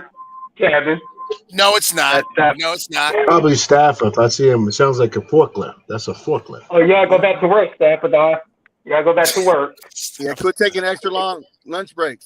Come on, CWC. You can't do that, bro. You was on here washing commodes before, bro. I mean, Gia, you feel me, bro? You feel me, bro? Lambda strikes again. Lambda strikes again. You gotta keep it real, bro. You can't be making jokes and you do the same hustle, bro. Come on, bro. Hey, sometimes I feel his mask be too tight. So thank Kendall Rivera. Thank you for the generous contribution. Kendall Rivera says, I'm from Fall Rock. I gotta go with Hardwell, Queens. We outside. Yo, I'm originally from North Jersey, and my name go far. Ask him, do he know Cuddy? He probably don't even know that's me. Ask him, do he know Cuddy or Jahar? I got so many aliases. I can make 3 stars in one person. Okay. He probably don't even know. I'm telling you. Put the comment up, bro. What's his name? That's it right there. Kendall Rivers. Shout out, bro. Shout out to the hood, Far Rock, bro. It's your boy Cuddy in the building, bro. Yeah, oh, ain't that sweet? Two queens. Now I would. Hey, you know what? I would do this, man. I'm gonna hit up. I'm gonna hit up. CP and see if they want to do this. Just set it up, bro. Set it up. Like I'm willing to fly out. It's gonna be. I'm ready. At the end of the day, I think I can carry 4 dudes against Knicks Fan TV. But if I got some ballers, though, we might be able to do a little something. Maybe something. Maybe something. Man, I'm gonna embarrass somebody out there, man. So yeah, maybe we'll do that. Maybe I'll go on Twitter and challenge them to a you know what I'm saying, a little something. But listen, I've been wanting to talk to Hardwell about this though. Hardwell, I know how you feel about Tibbs, bro. Mm-hmm. And I know you want him to be here about 7 to 8 more years, right? But listen. Hold on, wait. That's the reason why I tagged you with Randall Stats the other day. I was like, yo, Tibbs legit is a decent coach. Now, does he make mistakes? Yes. Does he make crucial mistakes? Yes. Mm-hmm. Does it appear to us at times that the game has passed him by? Yes. Right? At the same time, you have to look at what this man has been dealt. Right? We played a team in Oklahoma City that's bound for the lottery, and they have 3 point guards. Right? The Knicks have 0 at the moment, in my opinion. Rose is hurt, right? Kemba shouldn't really even be playing. We playing quickly and Alec Burks at point, but RJ is probably.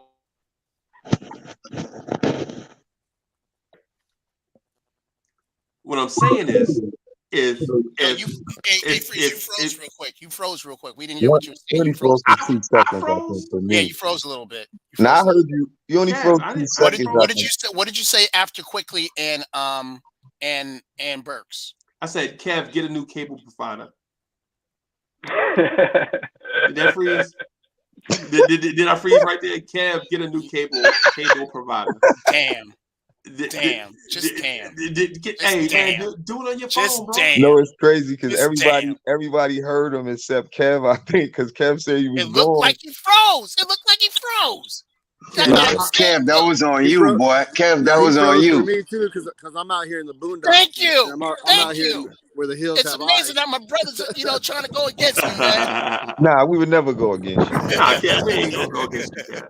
No, but apparently I need a new cable. I mean, unless I go Fios, because we don't have cable vision down here. We don't have cable vision, and we don't have what's another one? Kev, what state you at, bro? New Jersey. Oh, Jersey. Okay.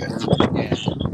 I'm in Jersey too. I'm about to dip out though, fellas. I just wanted to slide through right quick on a quick little break. You know what I'm saying? I'm running, good talking to you, bro. Washington. Hey, hey, bro, it's good to see you too. It's good to see you. All right, Thursdays, Knicks after party. Slide through it if y'all want to join the panel at 11. Okay. All right. Bless up, Subliminal. Big up. Yeah, man. So what happened is I was talking about Cam Reddish potentially being better than Paul George and maybe even better than Tracy McGrady. Right? No. Right. And so I was trying to get into the discussion, like, why would I just say something random like that? Right. And it's not, I wouldn't say anything random like that just for clicks or whatever. Because I could just turn the stream off and go in the room and hang out with Mocha. I would prefer that better. Right. But the thing is about Cam Reddish is I do believe that there is something there. Right? The thing with a Cam Reddish is this.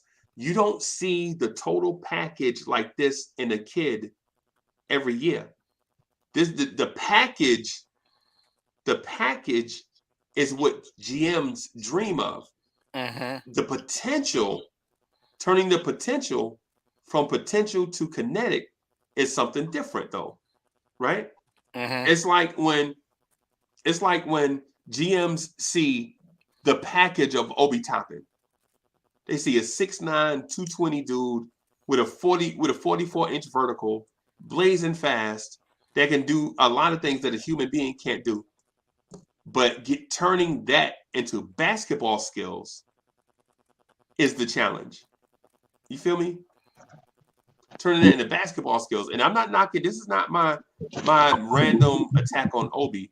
What I'm saying is when guys are the total pack in the fashion show of basketball, Cam Reddish can win a fashion show. Cam Reddish can win the beauty contest of basketball because he's 6'8", long wingspan, can jump, can run, can handle, can do all these things. Now, does that mean he's going to be the next Kobe Bryant? No. Right? But somebody invested in Kobe Bryant and somebody invested in Tracy McGrady, right? Do we have the guy that's going to invest in Cam Reddish? That's what I was going to say. I don't think so. Go ahead, Harwell. I'm sorry. Go ahead. No, that's okay. No, I was going to ask you because you was talking about Tibbs and then you went into that. So I'm like, a lot of things you said points the finger at Tibbs for not being able to notice the things that you notice and I notice. And, you know, that could be the reason why he has it, I think, as well. Because even if you say you didn't approve on something, you know, we need help right now. It is space for this kid, at least to see. And I think every time we play, we get to see more and more of what we thought or what we think, you know what I'm saying, about Tibbs. And, you know, like I always used to say, I was probably saying it too early, but I still just believe he needs to go. That's just my opinion, though. I can't knock nobody else's. I think he is a good coach, but he's good on the bench with another coach. Like maybe he needs help, maybe like because he can't do like what he's doing now. It's too many things that people that is not NBA coaches, it just stand out mistakes that he make, and we can't always point to the players and say it's because what he has, because yeah, he would have better players. You saying he would do better, right? But you can't make excuses for him like that, because I think with a different coach, the team would do better. Like we take shots at the players, but the players play for him. They go where he sent them. He put in who he want to put in. You know what I mean? So it's just like when you bring up Obi, he's not making those players better. That's what a coach is supposed to do. That's my opinion. A lot of people think, oh, he's developing. I don't think that's developing the way he coaches and tears players down. When you see new coaches coming in the league, talking to their players a certain way and motivating them, showing them what they did wrong, and letting them kind of learn through their mistakes throughout the course of the game, especially if you're not going nowhere. It's a lot more reasons why I have a lot more things I don't like about Tibbs, but I'm not going to sit here and that's why I stopped coming on so much just to talk about Tibbs, because I can't make points on other people if this man is the coach. And like you say, we not gonna bash Tibbs, or we not. I'm gonna always feel how I feel about him until he showed me different.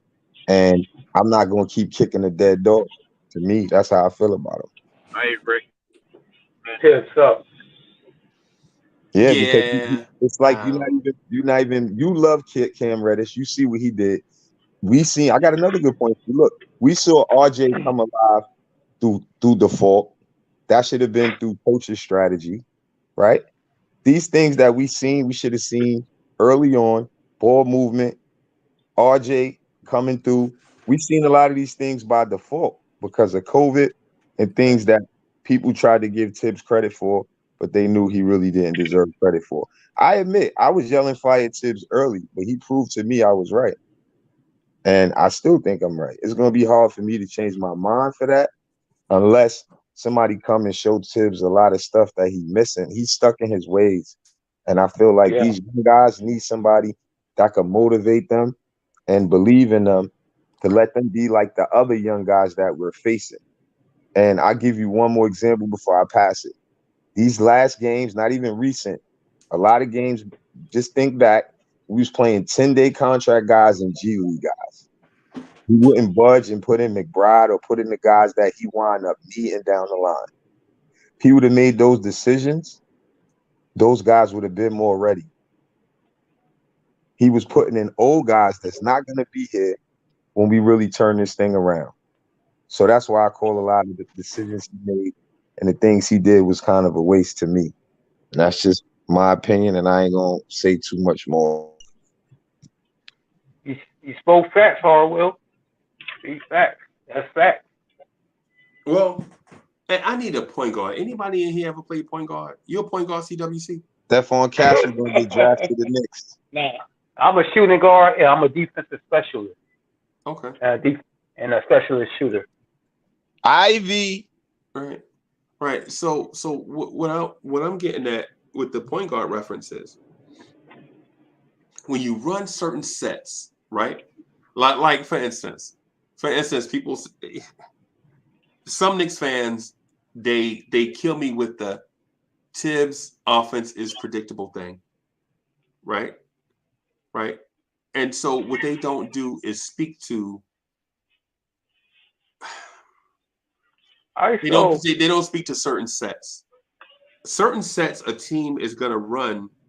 They run it constantly because they're setting up other actions in that set and certain plays in that set. They want you to see a certain look, the defense. So the defense can make adjustments so that you can either read and react, like what the Knicks do, off of what the defense does, which takes a lot of everybody having high basketball IQ, because everybody have to see the same read at the same time in order to react with the right basketball play. I don't really like that, man. I like either orchestrate or ISO, right? And I'm talking about in a half court possession, not all the time. I think I want to run a certain play or an action, and then if it's not there with about 10 seconds left, then I want to get the ball to a shot maker and let them create on their own, right? That's what I like. That's my preference, right? Because you guaranteed to get a good shot, most times, right? Tibbs runs the same offense as other NBA coaches. I watched the Portland Trailblazers game, and Chauncey Billups and Tom Thibodeau were running the same sets and actions, right? After the game, when we lost, people were praising Chauncey for what he was running, right? And killing Tibbs, right? Tibbs was running the same ghost screen action up top with two bigs screening as Chauncey Billups was running, and Isaac screen on the backside so that you could get a kick out to an open 3-point shooter. Tibbs was running the same thing Chauncey Billups was running. But since we don't like Tibbs, we say Tibbs didn't make adjustments and his offense is archaic, right? The difference between what Tibbs was running and what Chauncey was running is Chauncey had Anthony Simons and the Knicks didn't. That's the difference. And what we do is we always blame Tibbs for everything. We blame Tibbs for not playing Jericho Sims. Well, Jericho Sims ain't ready. And I know y'all are saying, well, how's he going to get ready if he don't play? Some of this stuff, you just have to make an adjustment to the NBA. Some kids, no matter, some kids are ready to play in the NBA straight out of high school, and some need 2 or 3 years. And you can't blame the kid for that. I agree. Freeze, can I ask you a question? Yeah. Tibbs is only a win now coach? Like he's only trying to, like he's not trying to really like plan, like thinking like he'll be there 5 years from now? Nope, he's not a win now coach at this juncture, right? And this is how I'll prove to you that he's not a win now coach right now. Now I know we're not winning. Is he trying? No. Hit me out on it. Okay, my bad. I got you. Okay. So the thing is with Tibbs is if Tibbs was win now, he would not have agreed to try to develop Emmanuel quickly into a point guard in the future if he knew that his mortality hinged on right now. Like, why develop a guy to be something when you won't even be around? Why waste time? He'd have just played Burks in those minutes. Not quick. No, we ain't going to do that. Or go get me a veteran. That's what he would have been saying. The front office was like, yo, we ain't making no moves. Oh, well, you know this. You know Derrick Rose is brittle. And you know Kemba Walker is brittle, right? You knew going into the season that both of those dudes was going to get hurt, right? Why didn't the Knicks go get a third veteran point guard? Somebody that can stay healthy. Somebody that they can put on the bench. Somebody that can go 10 or 12 games without playing, but be ready to play when his number's called, right? Mm-hmm. Why wouldn't the Knicks do that? Right? Like when we coached in high school, it's a couple of kids that made the team, but their grades was bad, right? So the third guy, you had him make the team maybe over somebody more talented because you knew if these boys got in school and they didn't pull them grades up and they wasn't available, you would be short. You know what I'm saying?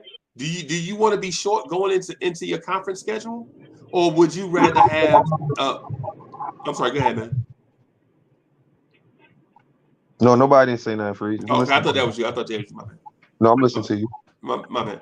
So yeah, so a couple of them seniors with bad grades, you like, nah, man, I got to pull up. You know what I'm saying? I got to pull up this freshman off JV, and he ain't gonna get no playing time this year.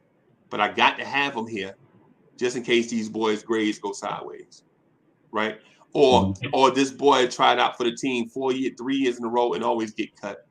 This might be the year that he make it because I need to have somebody here in case those boys' grades go bad. You know what I'm saying? Mm-hmm. You know, the Knicks didn't do that. They didn't bring in a veteran point guard so when Kemba missed time and when Rose missed time, they didn't do that. They was like, yo, develop quickly. That means Tom Thibodeau is not win now. He's developing. The same thing with Grimes. Grimes is not really, really ready. He shows a lot of flashes, but he's not a complete player. He's being developed. If Tibbs didn't want Grimes to develop, if he wanted to win now, he'd be playing Burks in those minutes or told them to go out and get another shooting guard or something.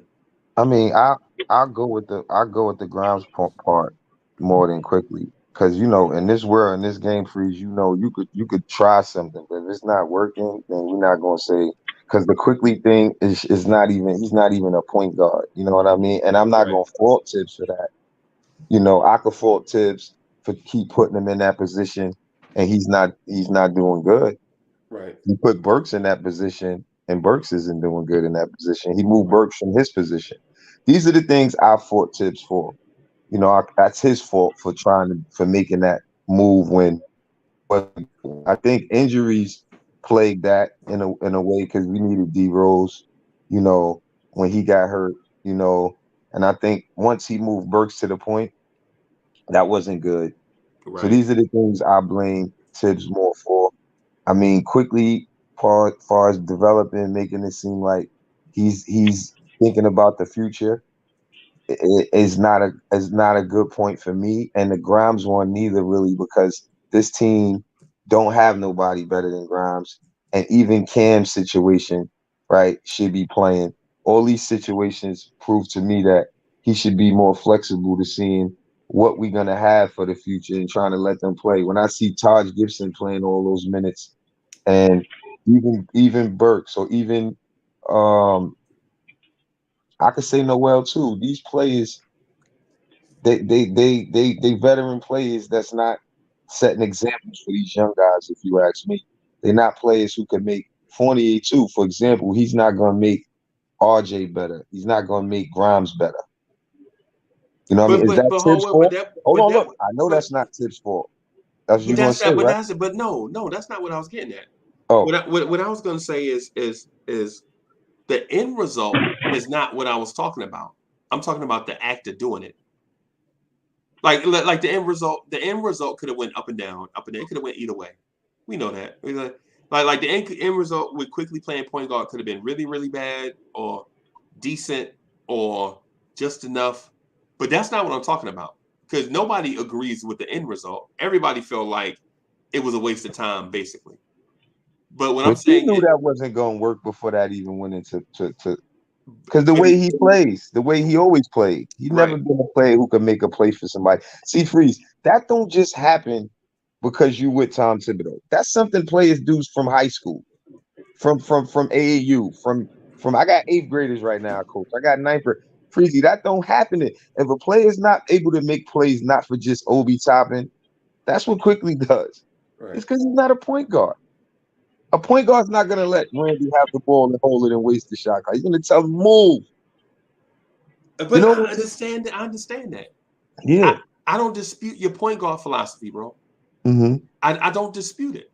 Because in my opinion, either you born a point guard or you not. Right? In my opinion, either you born a quarterback or you not. Either you born a center fielder or you not. You can't take a left fielder and put him in center. Even though it seems like you can. So I don't dispute that. But what I'm saying is Tom Thibodeau invested in young players. And win now coaches may not invest in young players. Win now coaches want to win every game, every night, regardless of the opponent. And it's damn the torpedoes. They don't care about saving bodies or none of that stuff. They will play you in the ground to win that game that night. And Tibbs invested in 2 young players. So that means he's not totally win now. That was my point. Okay. Now, when you do that, if it don't translate or it's not a good move, and it's not a good move regardless. Right. Because doing that with Quickly is not a good move. You know, like we said, you're not a point guard, you're not a point guard. Now, if you're saying he's not a win now, then you have McBride, you have other pieces you could put at the point guard if you're not trying to win now. Proving that you put Burks at the point and you play Charge as much as you do, and a lot of other reasons that he's not willing to grow. Cam Reddish situation proves it too. He's not developing. Right. What reason do you think Cam Reddish? Nobody could give me a reason why Cam ain't playing more. Because he haven't found a good unit. He hasn't found a good unit, right? Do you think he hasn't found a good unit that's put us in a situation we could say that 5 right there is good? And when you have those problems, then you have to move that around. And when you get a new person in like him, I think he would have been perfect. Yeah, maybe not to start him right away. I understand that. But to give him minutes to where it's not the way it looks. And that just proves to me that he's not into really wanting to develop because maybe he know he's not going to be there. That's my opinion.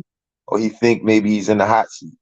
You know, in reference to what he has, you know, Tibbs got the coach of the year.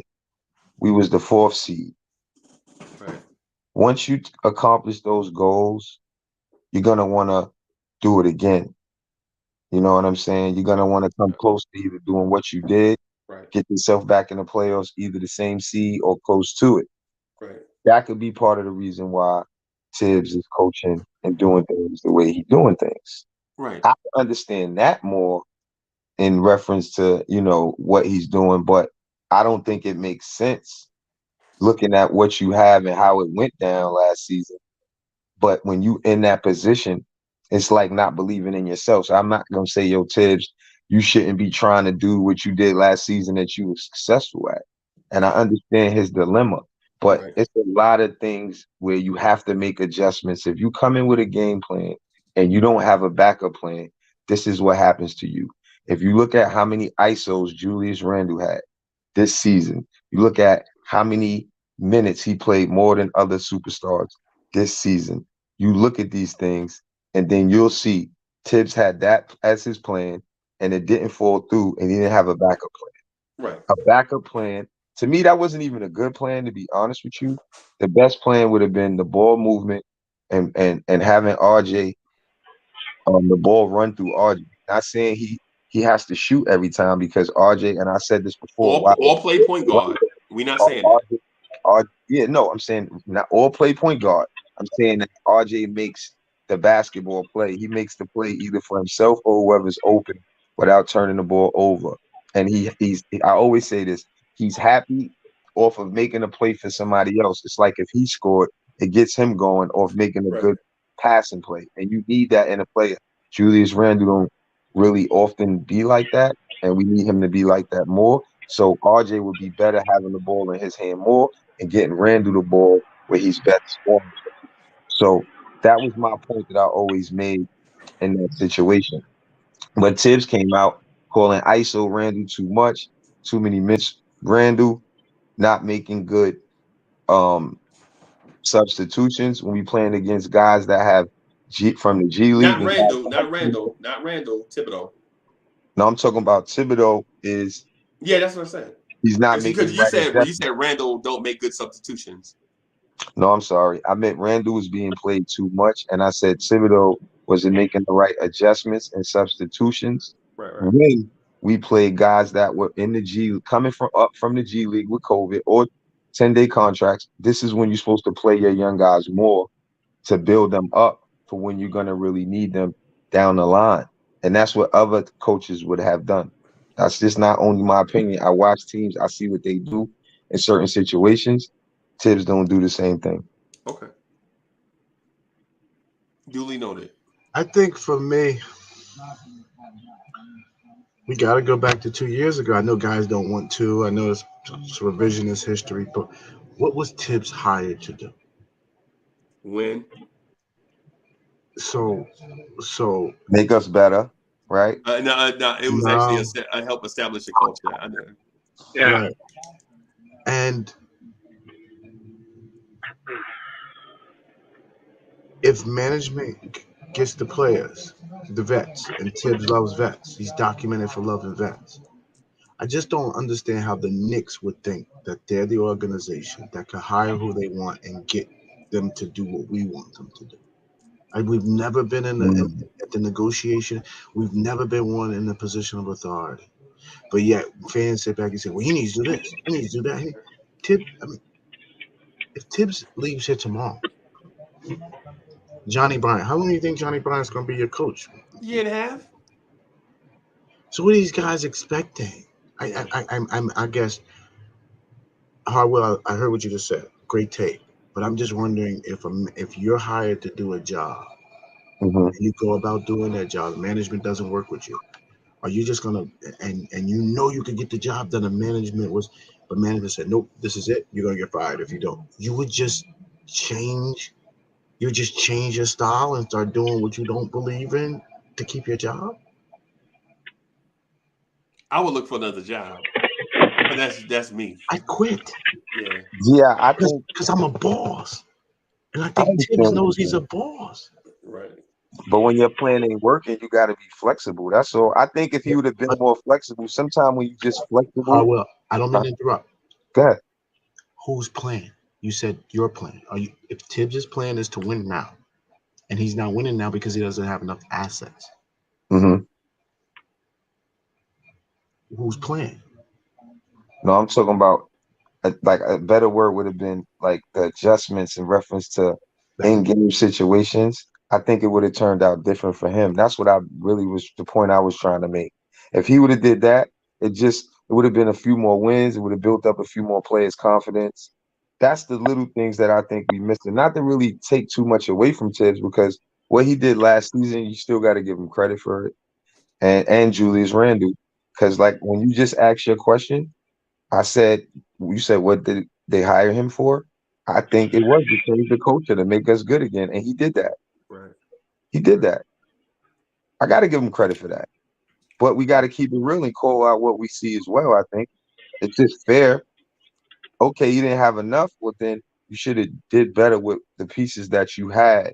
I think he even underestimated what he had. Or maybe because he didn't want some of the pieces that he had, made him not play the pieces the right way. Like Kemba. And a few other pieces, maybe, because he wasn't in agreement to those. And y'all said it. I've listened to you guys too. Right. You guys say some of these pieces wasn't. Right. Tibbs didn't want this guy, or he just had to play with what he had. Right, Gr? Right. No, he openly said, "What do you guys do? What trade did you guys just do? You went and got me more wings, and I like the wings I got. I can't work this guy in with his style of play. What are you doing to me? You think he wanted? You think he wanted Fournier or Kemba? Those are not his kind of guys. Forget those. Yeah, forget those. Let's just talk about Cam. He clearly said, "Oh, Cam, yeah. They wouldn't made a move. I don't know what they did it for because I don't have any room to play the guy. I can't get him up to speed. He's not my style of player." Yeah. Okay, but he's here. Yeah. It's a log jam. Yeah. Yeah. I'm not suggesting Tibbs is right. Will just hit it on the head, and that's why I'm glad we challenge each other the way we do. Will, yes, Tibbs could have made some better adjustments. Yes, I know that Tibbs is going to come out and play whoever the starters are all the way to at least 2 minutes in the first quarter. He ain't gonna make no adjustments. Yeah. You think he's gonna get fired at the end of the season, GI? Somebody, I think Dolan's gonna fire everybody. And the reason I say this because they got to clean house. Front office and them, right? Because he brought in a consultant that wasn't tied to any of these guys. That's my point. Yeah. Could be wrong. Yeah, that's just a perception. Like yeah. Yeah, looks like it. Yeah.